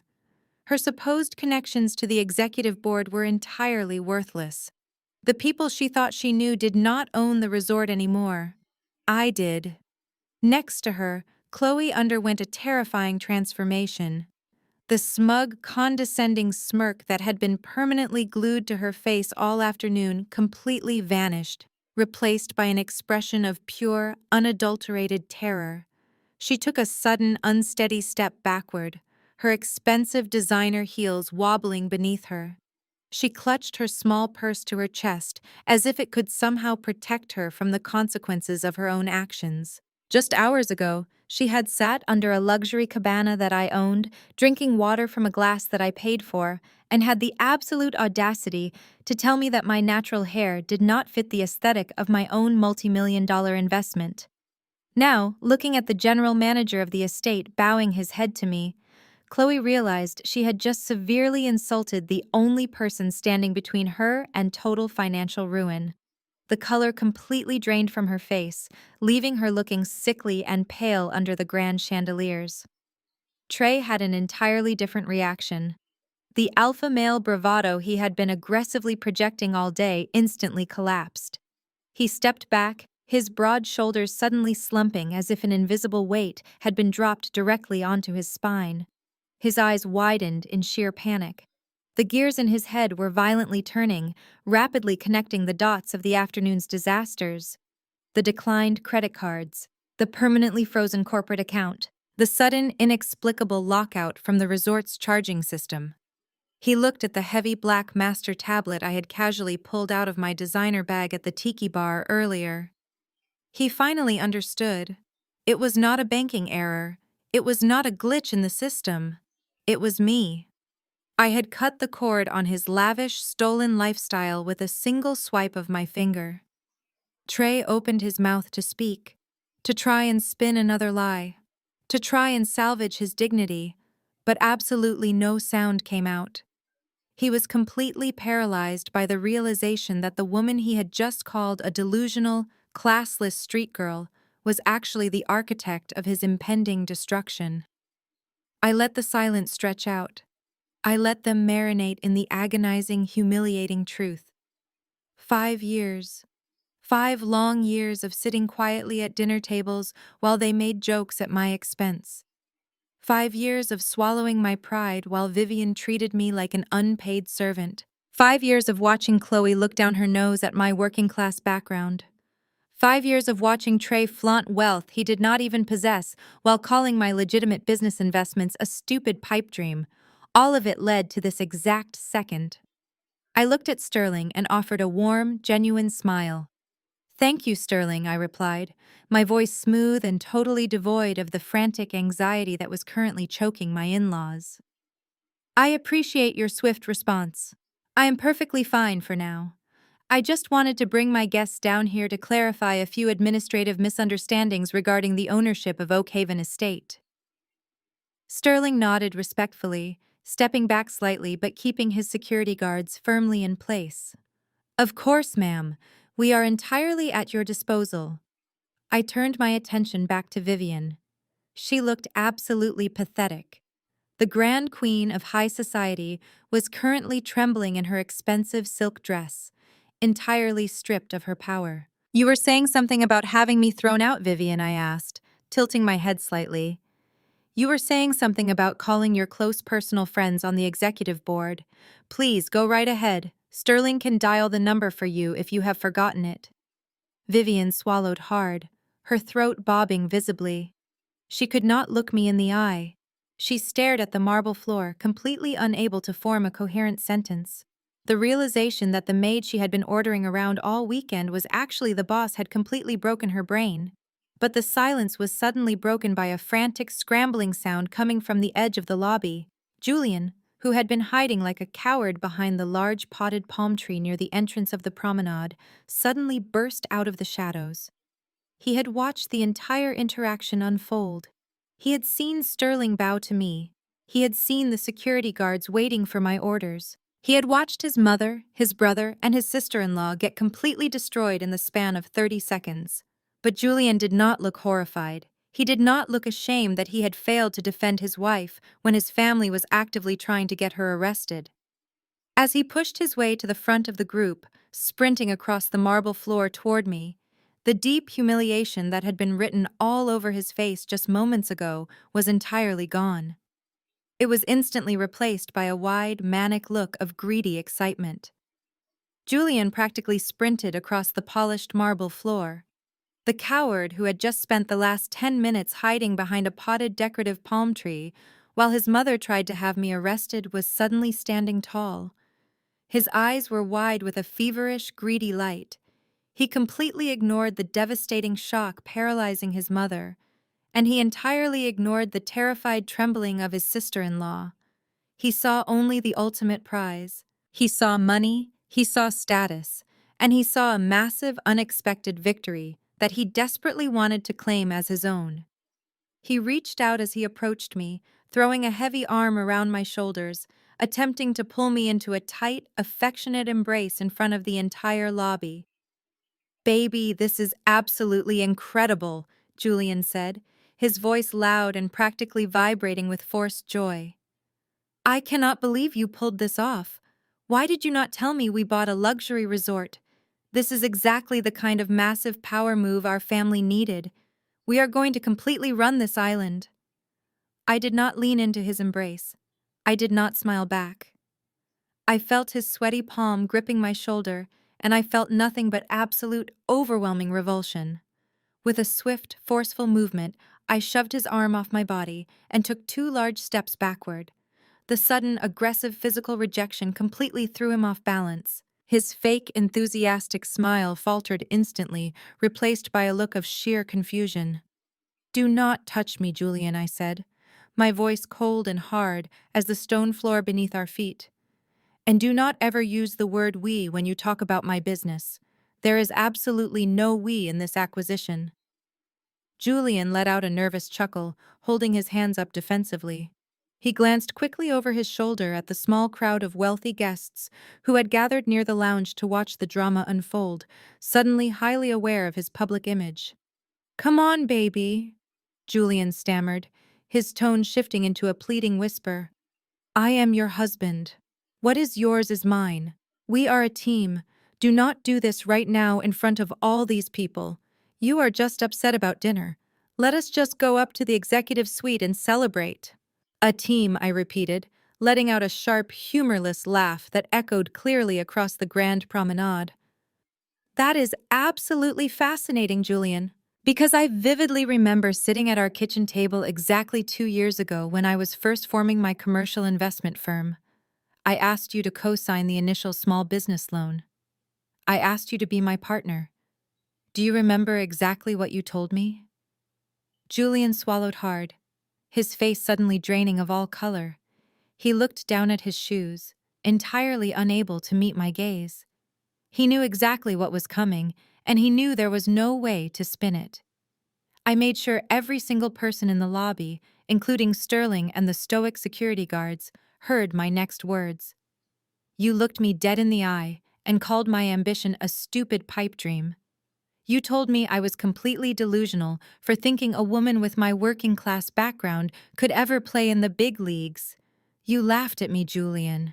Jada, please, Julian whispered, his voice cracking with desperation. That was a long time ago. I was just stressed about our finances. I was trying to be responsible. I did not mean it. You meant every single word, I fired back, stepping closer to him, forcing him to look up and face the devastating consequences of his own cowardice. And just to make absolutely certain that my inevitable failure did not ruin your precious credit score, you took immediate legal action. You had your corporate lawyer draft a legally binding postnuptial agreement, completely separating your personal assets from my limited liability company. You explicitly refused to put your name on a single piece of paperwork. You wanted absolutely nothing to do with the risk. You wanted to protect yourself from my failure. Julian stood there, his mouth opening and closing like a suffocating fish. He looked frantically at his mother, hoping Vivian would somehow swoop in, raise her voice, and bully me into submission exactly like she had always done for him in the past.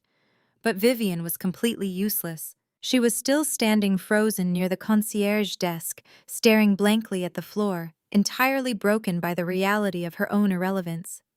Julian was completely on his own, and he had absolutely nothing left to bargain with. Well, congratulations, Julian, I continued, my voice ringing with absolute finality.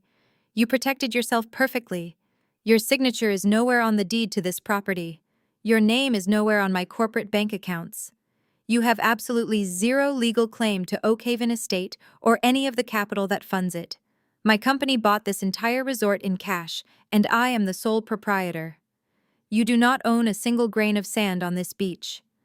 The absolute truth of the situation finally sank into his brain. The immense wealth he thought he had just stumbled into vanished before his very eyes. The ultimate safety net he thought I was providing for his family was abruptly snatched away. He had spent 5 years treating me like an embarrassing burden, only to realize I was the only person in the room holding a winning lottery ticket. I squared my shoulders and looked at the man who had allowed his mother and brother to treat me like a maid for half a decade. There is no we, Julian, I said loudly, finalizing the absolute death of our marriage right there in the lobby. Before Julian could even attempt another pathetic apology, a sudden movement broke the tension. Trey aggressively pushed his way past his completely catatonic mother and marched toward the center of the lobby.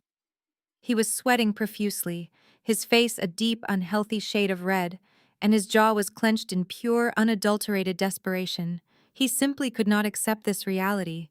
If I was the owner of the resort, it meant I had complete access to the financial records.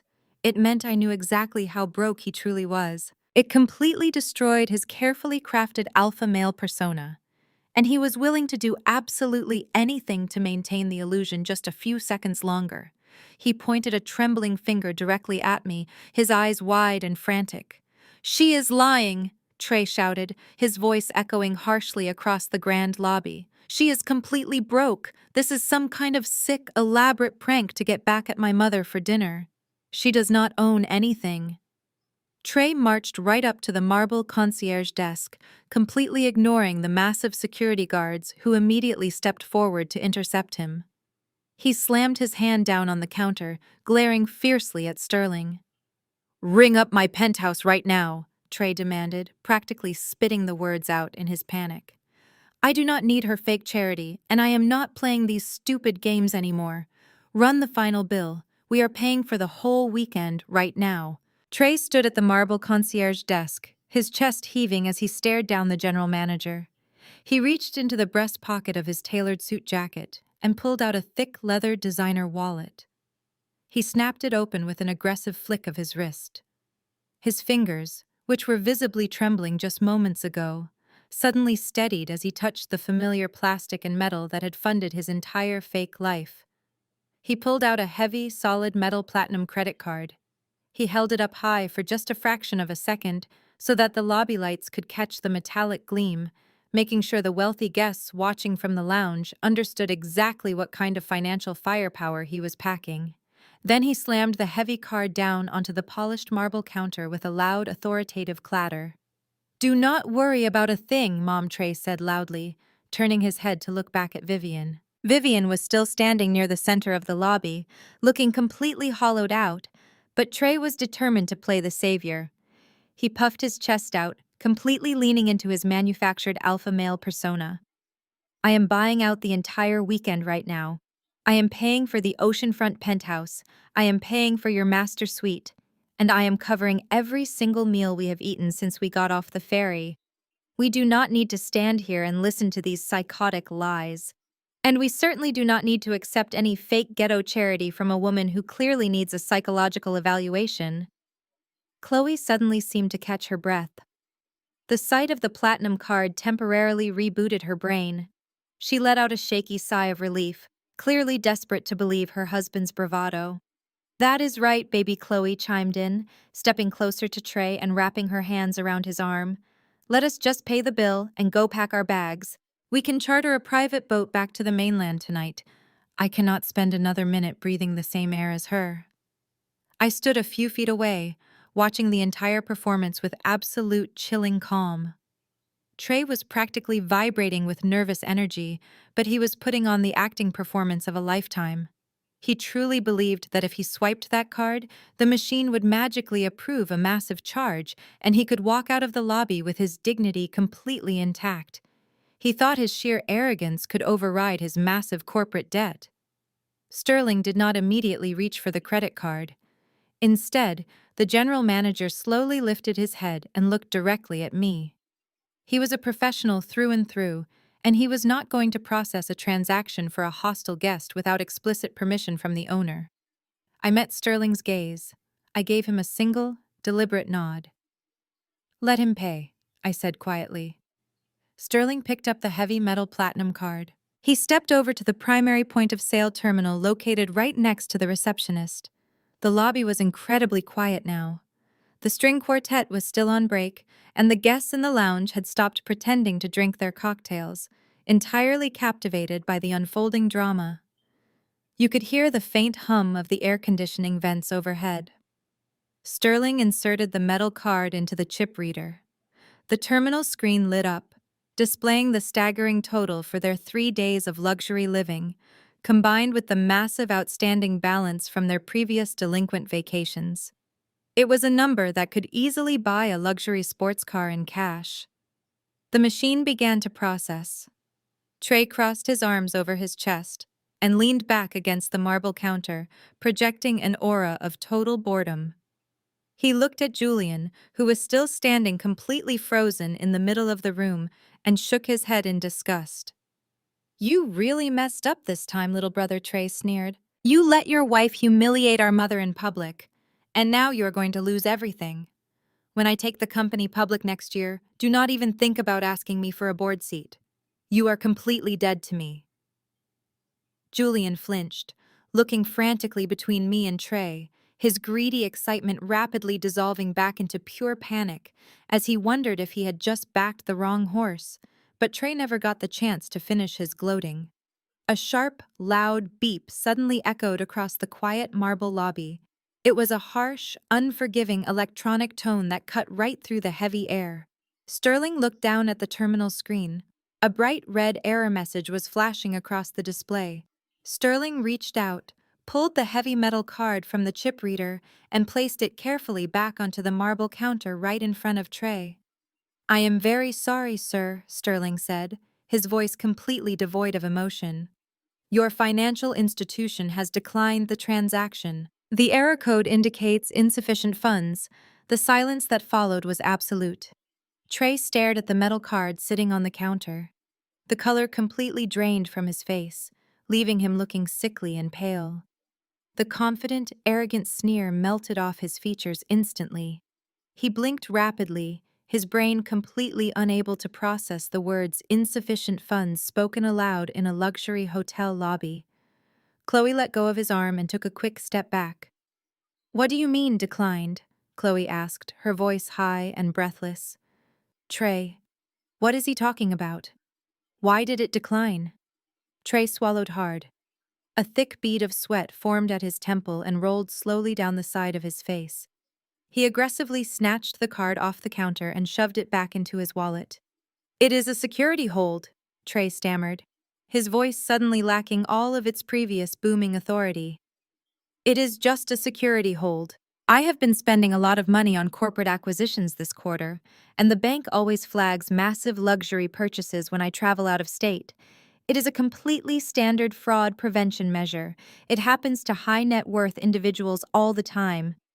He was lying through his teeth, and every single person in the room knew it. The wealthy guests watching from the lounge exchanged knowing glances. High net worth individuals did not get declined for hotel bills. High net worth individuals had dedicated concierge bankers who pre-cleared their travel expenses before they ever arrived. Trey was drowning, and he was desperately thrashing in the water, trying to pull everyone down with him. Trey dug his trembling fingers back into his leather wallet. He pulled out a different card, a sleek black rewards card this time. He practically shoved it across the marble counter towards Sterling. "It is just a machine error," Trey demanded, his voice cracking slightly. "Run this one, and this. It is linked to a different offshore account. Just run it and get this over with." Sterling did not argue. He picked up the black card, walked back to the terminal, and inserted the chip.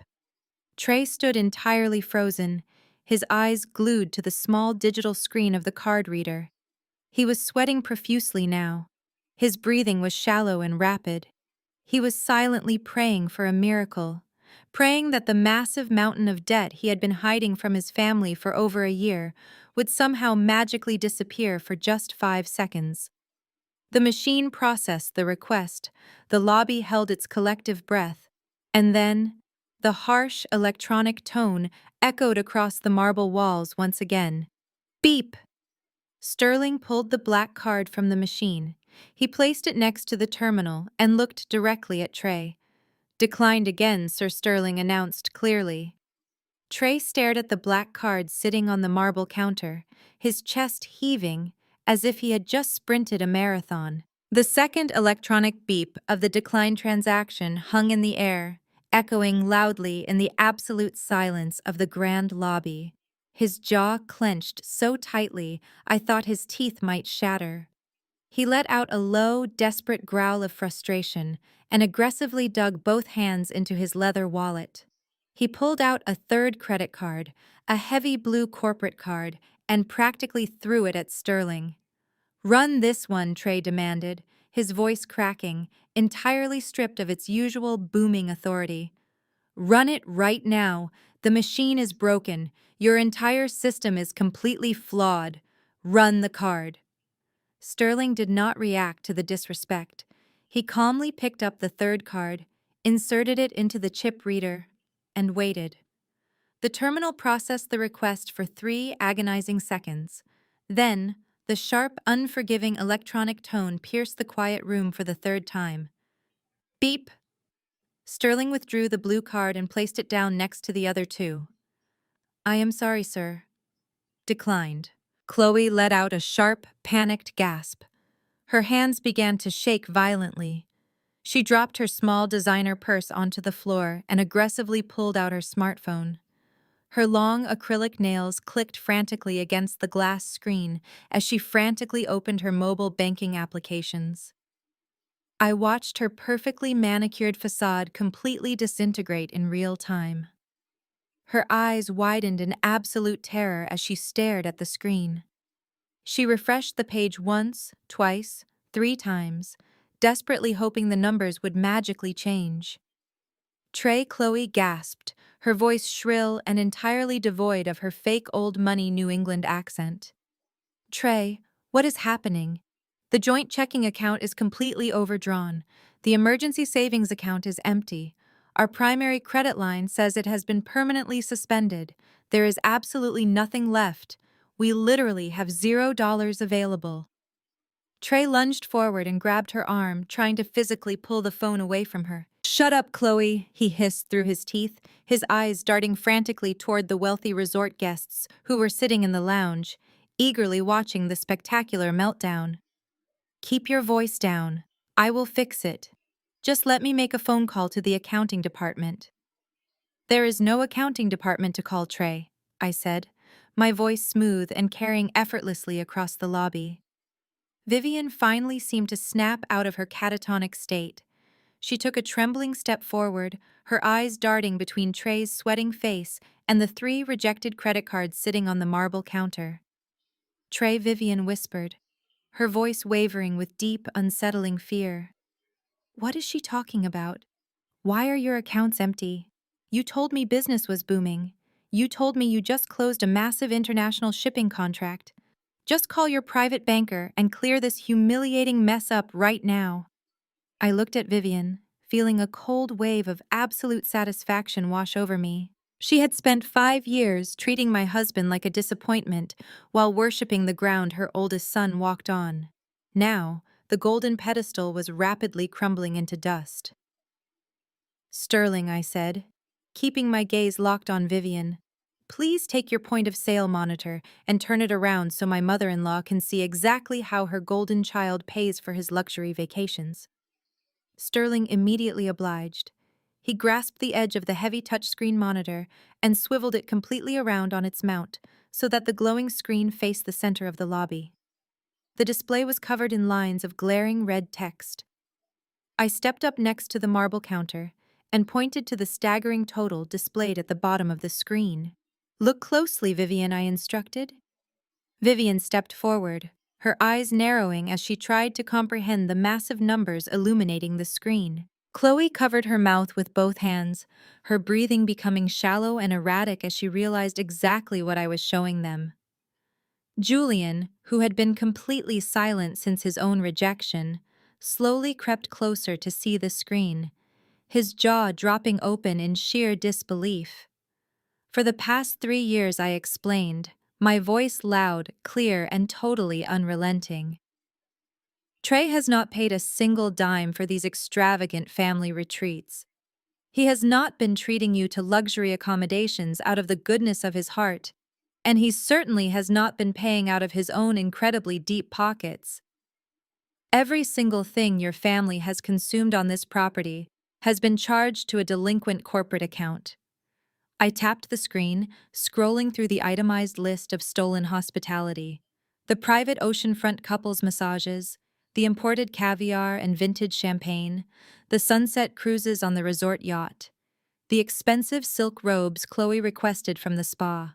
Every single luxury they flaunted to make me feel small was entirely stolen. The previous owners of this resort were terrified of him, I continued, looking directly at Trey, who was now staring at the floor, completely defeated. Trey used his fake aristocratic persona to bully the young receptionists and intimidate the management. When his cards inevitably declined, he would scream about banking errors and threaten to ruin the resort's reputation among his supposed elite network. The old owners were bleeding money and desperately wanted to avoid a public scandal, so they just let the debt roll over year after year. I pointed to the final number in bright red. $45,000, Vivian. That is exactly how much your highly successful son has stolen from this property. I discovered the active ledger this afternoon. I was the one who permanently froze his charging privileges while Chloe was busy complaining about my natural hair at the cabana. Vivian looked as though she might physically collapse. She clutched the edge of the marble desk to steady herself. Her entire worldview, her absolute certainty in her family's inherent superiority, was violently ripped away.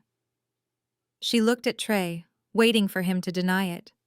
She waited for him to scream, to call me a liar, to produce a briefcase full of cash to prove me wrong. But Trey said absolutely nothing. His silence was the loudest confession possible. I turned my attention to Chloe. She was weeping now, large, ugly tears ruining her expensive makeup and streaking down her face. She looked absolutely pathetic, a desperate grifter whose elaborate costume had finally been torn off. "You love to talk about your old money pedigree, Chloe," I said, my voice dripping with icy contempt.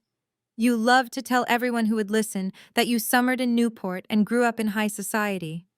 But I ran a full financial background check during the acquisition audit. Your supposed family trust fund dried up over 5 years ago. You have been floating on maxed-out department store credit cards and predatory personal loans ever since. You are not royalty. You are a fraud." Chloe let out a loud, miserable sob and buried her face in her hands, completely unable to defend herself. Finally, I turned back to Trey. He slowly lifted his head, his eyes red and filled with a mixture of absolute hatred and profound panic. He knew exactly what was coming next. He knew I had the final piece of the puzzle, the ultimate secret he had been desperately hiding from his mother and his wife to maintain his fragile ego. "And Trey," I said, stepping right into his personal space, forcing him to look me directly in the eyes. "I know exactly why those credit cards declined today. Your highly successful logistics company did not just have a bad quarter. You are not waiting on a massive international contract to clear. You have absolutely zero revenue." I let the silence hang in the air for a fraction of a second, ensuring every single person in the grand lobby was listening closely. "You aren't old money," Chloe, I said. "And Trey, your logistics company filed for bankruptcy 11 months ago. I know, because my investment firm bought your liquidated warehouse." The word bankruptcy hung in the cool, air-conditioned air of the grand lobby like a heavy, suffocating blanket. Trey stood completely paralyzed, his eyes wide and vacant as he stared at me. He had spent the last 11 months meticulously weaving an elaborate web of lies, carefully hiding his financial ruin from everyone in his life. He had forged documents to show his mother, he had lied to his wife, and he had continued to parade around high society events acting like a titan of industry. But the moment I mentioned the liquidated warehouse, the moment I named the specific commercial asset my firm had purchased at auction for pennies on the dollar, the final thread of his massive deception completely snapped. He had absolutely no defense left. There was no banking error to blame. There was no arrogant excuse he could pull from his tailored suit pocket. He just stood there, his mouth opening and closing silently, utterly destroyed by the truth. Beside him, Vivian underwent a terrifying physical transformation. The last remaining drops of color vanished from her face, leaving her skin an ashen, sickly gray. She swayed slightly on her expensive heels, looking as though all the bones in her body had suddenly turned to dust. She slowly turned her head to look at her oldest son. When she finally spoke, her voice was not the booming, authoritative bark that had terrorized me for 5 years. It was a fragile, hollow whisper. "Bankrupt?" Vivian asked, her eyes darting frantically across Trey's sweating face. "Trey, what is she talking about? What does she mean they liquidated your warehouse? You told me the business was expanding. You told me you were opening a new distribution center on the coast." Trey swallowed hard, taking a slight step backward away from his mother. "Mom, it is not what it sounds like," Trey stammered, his voice trembling uncontrollably. "It was just a strategic restructuring. It was Chapter 11. I just had to shuffle some assets around to maximize our quarterly tax benefits. I am going to bounce back next month." "It was Chapter 7, total liquidation," I corrected loudly, making sure my voice carried over his pathetic excuses. "And you are not bouncing back. Your company was drowning in millions of dollars of unsecured debt, and the bank seized absolutely everything. You do not even own the luxury car you drove up here in. The leasing company has been trying to repossess it for 6 weeks." Vivian let out a sound that was half gasp, half sob. She lunged forward and grabbed the lapels of Trey's expensive suit jacket, shaking him with a sudden, violent burst of desperate energy.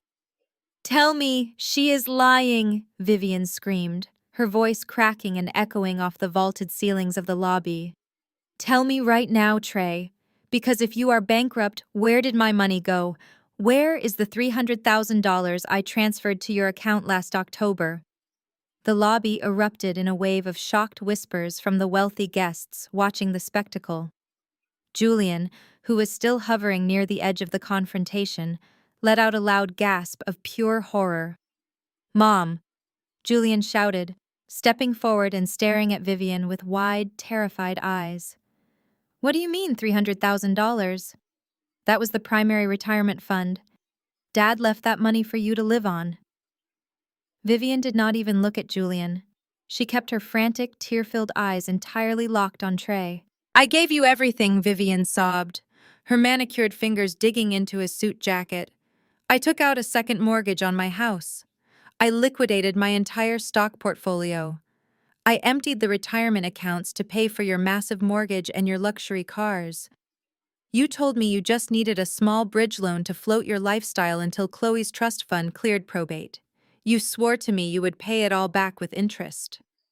Trey violently shoved his mother's hands off his chest, his embarrassment suddenly morphing into vicious, defensive anger. "Well, what was I supposed to do?" Trey yelled right back at her, completely abandoning any pretense of respect. Chloe was spending $10,000 a month on clothes and spa treatments. She refused to fly commercial.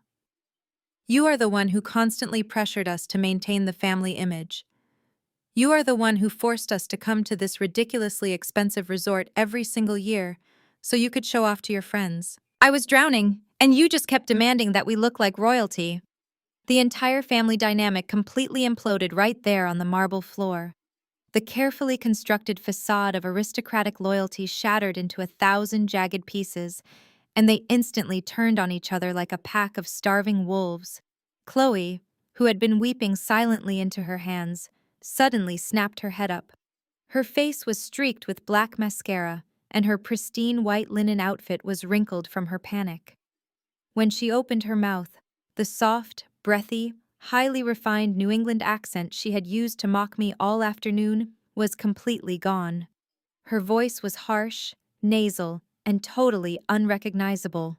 "Are you seriously blaming me right now?" Chloe shrieked, taking a furious step toward Trey and shoving him hard in the chest. "You told me you were a millionaire when I met you. You told me I would never have to work a day in my life. You promised me a penthouse in the city and a house in the Hamptons. I gave you the best years of my life, and you are nothing but a broke loser playing dress-up." Trey let out a bitter, cruel laugh. "You gave me your best years," Trey mocked, his face twisting with pure disgust. "You are a glorified mall kiosk worker from a trailer park in Ohio. You watched too much reality television and decided to fake a trust fund to trap a rich husband." "There is no trust fund, is there, Chloe? There is no old money pedigree. You have been running a scam from the very beginning." Chloe let out a furious scream and slapped Trey directly across the face. The sharp, cracking sound echoed loudly across the lobby. Trey stumbled backward, holding his reddening cheek, looking absolutely murderous. Security guards immediately tensed, taking a step forward to intervene, but Sterling held up a single hand, signaling them to hold their position and let the absolute disaster play out. Vivian fell to her knees right in the middle of the lobby, completely unable to support her own weight anymore. She covered her face with her hands, letting out loud, agonizing wails of despair. Her entire life was a lie. She had drained every single penny she owned to fund the fake lifestyle of a bankrupt son and a grifting daughter-in-law. She had mortgaged her home, destroyed her retirement, and alienated her younger son, all for the sake of an image that did not actually exist. She was officially, undeniably, completely destitute. Julian stood frozen in horror, watching his mother weep on the floor, while his brother and sister-in-law continued to aggressively scream at each other over stolen money and fake trust funds. He slowly turned his head to look at me. His eyes were utterly hollow. He realized that the woman he had just publicly rejected, the woman he had allowed his family to treat like absolute garbage, was standing in the center of her own multi-million-dollar empire, completely untouched by the flames consuming his family. I stood calmly on the polished marble floor, watching the fire burn. I did not feel an ounce of pity. I did not feel an ounce of guilt. I felt nothing but the pure, cleansing warmth of absolute justice. I had given them exactly what they asked for. I let them show their true colors to the world, and the world was currently watching them destroy themselves. Vivian's loud sobbing slowly began to subside into pathetic, wet hiccups. She remained on the floor for a long moment, her chest heaving as the brutal reality of her financial ruin settled deeply into her bones. She had no money, she had no house, she had absolutely no powerful connections to save her.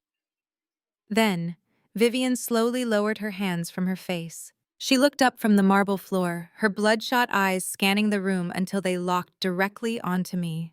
I watched the gears desperately turn in her head. I watched her completely abandon the last shred of her dignity. She realized that I was the absolute only person in the room with any actual wealth. I was the only person who could save her from spending the rest of her life in crushing poverty. Vivian slowly scrambled to her feet, her expensive silk dress ruined and wrinkled. She wiped the smeared makeup from her cheeks with the back of her trembling hand. The vicious, arrogant monster who had demanded my removal just 20 minutes ago completely vanished. She took a slow, unsteady step toward me, forcing her face into a sickeningly sweet, desperate expression. Her eyes filled with fresh, pleading tears as she reached her hands out toward me, suddenly trying to play the loving, misunderstood mother-in-law. Vivian took another unsteady step toward me. The tears streaming down her face were no longer tears of rage or entitlement. They were tears of absolute, pathetic desperation. She reached her hands out, her fingers trembling as she desperately tried to grasp my arm, but I took a smooth step backward, ensuring she could not touch me. "Jada," Vivian began, her voice shaking with a manufactured warmth that made my stomach turn. "Jada, my sweet girl, please, you have to listen to me. We are family. You know I always saw so much potential in you. From the very first day Julian brought you home, I knew you were destined for absolute greatness. I pushed you because I wanted you to succeed." The audacity was almost impressive. She was standing in the middle of the lobby, surrounded by the shattered pieces of her fake aristocratic life, attempting to rewrite 5 years of relentless emotional abuse as some kind of twisted maternal motivation. "You cannot do this to us," Jada Vivian pleaded, her voice cracking as she glanced back at Trey, who was still staring blankly at the floor. "You cannot put us out on the street. We have absolutely nothing left. You are a good Christian woman. You are my daughter. You have to help us." I looked at the woman who had spent half a decade ensuring I never felt welcome at her dinner table. I looked at the woman who had just tried to have me physically thrown out of my own property by security guards. I felt absolutely nothing. There was no pity. There was no lingering desire for her approval. The emotional hold she once had over me was completely eradicated. I did not raise my voice. I did not yell. I simply looked at her with the cold, detached professionalism of a corporate investor dealing with a severe liability. "We are not family, Vivian," I replied, my voice echoing clearly in the quiet lobby. "We are simply two people who happen to know the same spineless man, and you did not push me to succeed. You tried to bury me so your bankrupt son could look taller. But you failed." Vivian let out a broken sob, her hands dropping to her sides. I turned my head slightly and made a subtle gesture to Sterling. The general manager immediately stepped forward. He reached inside his tailored navy suit jacket and produced a thick, heavy manila envelope. He held it out toward Vivian with absolute professional indifference. Vivian stared at the envelope as if it were a live grenade.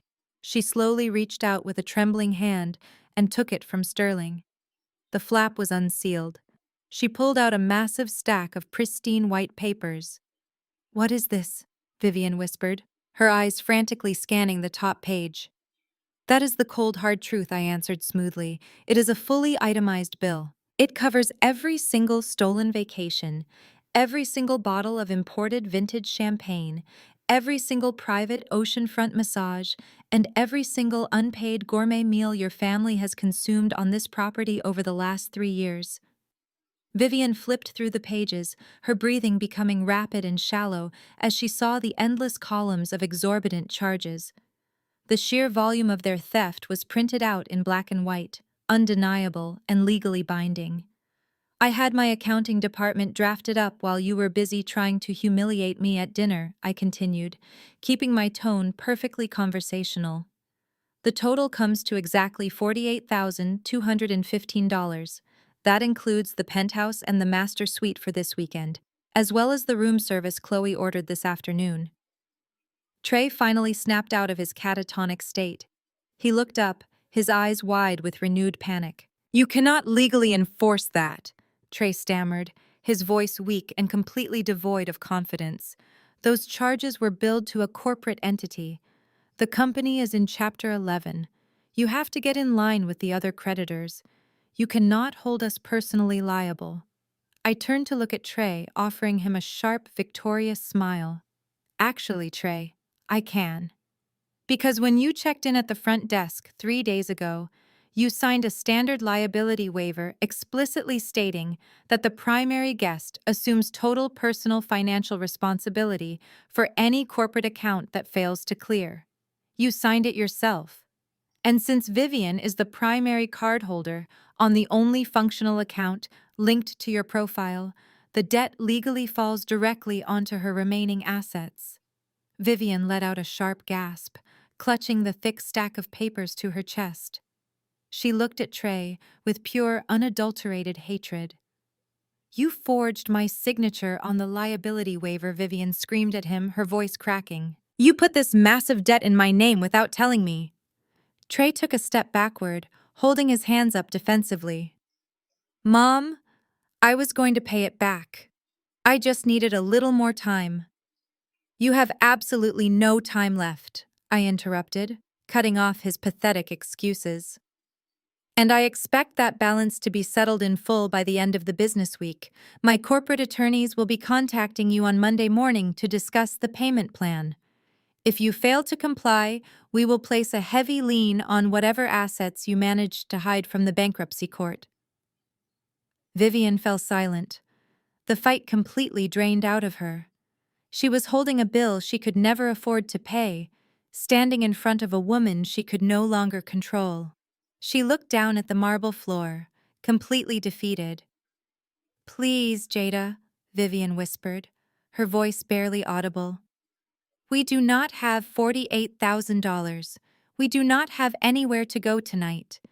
Please, just let us stay in our rooms until the morning. Just give us one night." I looked at her, remembering the cruel smirk on her face just an hour ago when she tried to banish me to the kitchen. I remembered the exact words she had used to try and strip away my dignity in front of the entire dining terrace. I smoothed the front of my silk evening gown and looked directly into Vivian's tear-filled eyes. "The help doesn't pay for the family," I said quietly. I turned away from her completely and gave a firm, decisive nod to the two massive security guards standing ready behind the concierge desk. The two massive security guards immediately stepped out from behind the marble counter. They moved with swift military precision, their faces completely devoid of any sympathy. One guard positioned himself directly behind Trey, while the other stepped right up to Vivian and Chloe. Sterling stepped out from behind the desk as well, maintaining his perfect professional posture. "It is time for you to leave the property," Sterling announced, his voice echoing with absolute authority. "You will be escorted to your respective rooms. You have exactly 15 minutes to pack your belongings under the direct supervision of my security team. If you attempt to take any resort property, including the bathrobes or the complimentary toiletries, local law enforcement will be called immediately to formally charge you with theft." Trey opened his mouth to argue, but the security guard behind him simply placed a heavy, firm hand on his shoulder. The fight instantly left Trey. He hung his head, entirely defeated, and began walking toward the east corridor. Chloe followed closely behind him, her face buried in her hands, her loud sobs echoing down the hallway. Vivian stood frozen for a moment longer. She looked around the grand lobby, her eyes taking in the glittering chandeliers, the polished marble floors, and the wealthy guests who were openly staring at her spectacular downfall. She had spent her entire life worshipping this kind of luxury, tearing down anyone she deemed unworthy of it. Now, she was being thrown out of it like common trash. She did not look back at me again. She simply turned around and began the long, humiliating walk to her room, trailed closely by the second security guard. The packing process was a masterclass in total humiliation. I stood near the entrance of the promenade and watched the security feeds on my master tablet. I watched Trey frantically stuffing his expensive tailored suits into his designer luggage, while the guard stood silently in the doorway, ensuring he did not touch the minibar. I watched Chloe desperately trying to fit her massive collection of shoes into her bags, her hands shaking so violently she could barely operate the zippers. I watched Vivian moving like a ghost in the master suite, tossing her silk dresses into her suitcase with absolutely no care for how they wrinkled. Exactly 15 minutes later, they emerged from the elevators. They were dragging their heavy luxury luggage across the polished marble floor. There were no bellhops rushing over to assist them. There was no concierge wishing them a safe journey home. The other resort guests actively stepped out of their way, giving them a wide berth as if their sudden poverty was a highly contagious disease. The security guards marched them straight through the main lobby, pushing open the heavy glass front doors. The humid night air immediately rushed in. The guards escorted them down the front steps, past the valet station, and directed them down the long, paved driveway. They were not allowed to wait on the grand front porch. They were forced to walk the entire half-mile down the dark driveway until they reached the public iron gates that separated Oakhaven Estate from the main road. I switched the camera feed on my tablet to the front gate security camera. The image was perfectly clear. There they were. The aristocratic Spencer family, standing on the side of a dark public road in the middle of the night. The island mosquitoes were swarming aggressively in the humid air. Trey was violently swatting at his neck, his pastel polo shirt drenched in sweat. Chloe was sitting on top of her suitcase, crying miserably into her hands. Vivian was standing perfectly still under the dim glow of a street lamp, staring blankly into the dark woods, completely broken. They were waiting for a cheap rideshare car to come and carry them away from the empire they thought they ruled. I locked my tablet and slid it back into my designer bag. The lobby was finally quiet again. The show was officially over. I turned around to head toward the elevators, but a sudden movement caught my eye. Julian had not followed his family out the front doors. My husband had stayed behind. He was standing near the grand fireplace, completely alone. When he saw me turn around, he did not hesitate. He ran across the marble floor and completely collapsed. He fell to his knees right in front of me. "Jada, please," Julian begged, his voice cracking with desperate, ugly tears. "Please, baby, do not do this. Do not leave me. I was wrong. I was so incredibly wrong. I should have stood up to them. I should have defended you." He reached out and tried to grab the hem of my silk evening gown, but I stepped back, looking down at him with utter disgust. "I will cut them off," Julian cried, his face red and slick with tears. "I swear to you right now, I will never speak to my mother again. I will block Trey's number. I will completely cut them out of my life. It can just be you and me. We can run this place together. I can help you manage the firm. Please just give me one more chance to prove I can be a real husband." He was absolutely pathetic. He was perfectly willing to let his mother treat me like garbage for 5 years, but the exact second he realized I was a millionaire, he was ready to throw his entire family under a bus to save his own skin. He did not love me. He loved the safety net I had secretly built. He loved the power he thought he could extract from me. I looked down at the man kneeling on the floor. I slowly reached into my designer bag. I bypassed the master tablet and pulled out a pristine, thick manila envelope. I had my corporate attorneys draft the documents inside weeks before we ever packed our bags for this trip. I had simply been waiting for the perfect moment to deliver them. I held the envelope out and dropped it. It landed directly on his chest with a soft, heavy thud. Julian scrambled to catch it, his hands shaking as he looked at the return address from my legal team. "What is this?" he whispered, his eyes wide with fear. "Those are your divorce papers," I said, my voice completely devoid of any emotion. "I signed them on Tuesday.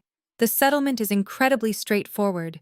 You keep your completely separate personal assets exactly like you demanded in our post-nuptial agreement 2 years ago, and I keep absolutely everything I built without you." Julian stared at the manila envelope as if it were covered in poison. "No," Julian gasped, shaking his head frantically. "No, we can fix this. We can go to counseling. You cannot just throw 5 years of marriage away." "I already did, Julian," I replied softly. "Now pick up your pride off this floor and get out of my lobby." I gave a single nod to the last remaining security guard standing near the front desk. The guard immediately marched over, grabbed Julian firmly by the arm, and hauled him to his feet. Julian tried to resist, trying to call my name one last time, but the guard was entirely too strong. He physically escorted my soon-to-be ex-husband toward the heavy glass doors. "Go wait at the gate with your mother, Julian," I called out as the doors swung open. The glass doors closed shut, sealing the humid air and the toxic baggage of my past outside forever. I took a deep, cleansing breath. The air inside the lobby felt lighter. The entire resort felt as though it had just been washed clean. I walked past the concierge desk, offering Sterling a warm, appreciative smile, and made my way to the private VIP elevators. I swiped my master key card and pressed the button for the top floor. I bypassed the master suite where Vivian had stayed. I walked all the way down the quiet, plushly carpeted hallway until I reached the heavy oak double doors of the oceanfront penthouse. I unlocked the doors and stepped inside. The penthouse was spectacular. Trey and Chloe had left it in a frantic mess, but I did not care. I walked straight past their discarded clothing and headed directly for the massive mahogany wet bar. I found a bottle of top shelf, 20-year-old bourbon.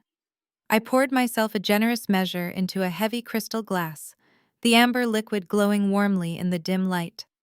I carried the glass across the sprawling living room and pushed open the floor-to-ceiling glass doors leading out to the private wraparound balcony. The cool ocean breeze washed over my face. The sound of the crashing waves was a perfect, rhythmic symphony. I walked to the edge of the balcony and looked down. Far below, at the very edge of the property line, I could see the dim glow of the street lamp by the front gate. I saw the headlights of a cheap sedan pulling up to the curb. I watched as four small, defeated figures struggled to load their heavy designer luggage into the cramped trunk. I took a slow, incredibly satisfying sip of my bourbon as the car doors slammed shut. The sedan pulled away from the curb, its red taillights slowly fading into the absolute darkness of the coastal highway. They were gone. I turned around and walked back inside the penthouse. I set my crystal glass down on the solid oak dining table. I reached into my bag one last time and pulled out my sleek silver laptop. I opened it up, the screen illuminating the dark room.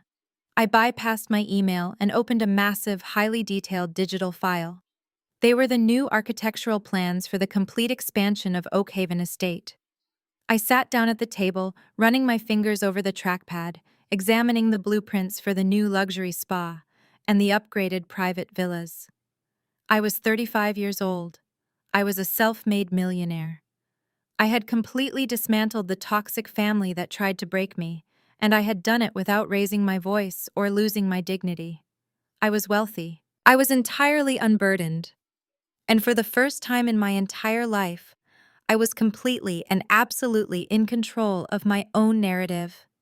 Thank you so much for listening to my story. If you have ever had to cut toxic people out of your life to protect your peace and build your own empire, let me know in the comments below. Do not forget to hit that like button and subscribe to the channel for more stories about taking your power back. Until next time, remember that you write your own ending, and you never have to apologize for demanding the respect you deserve.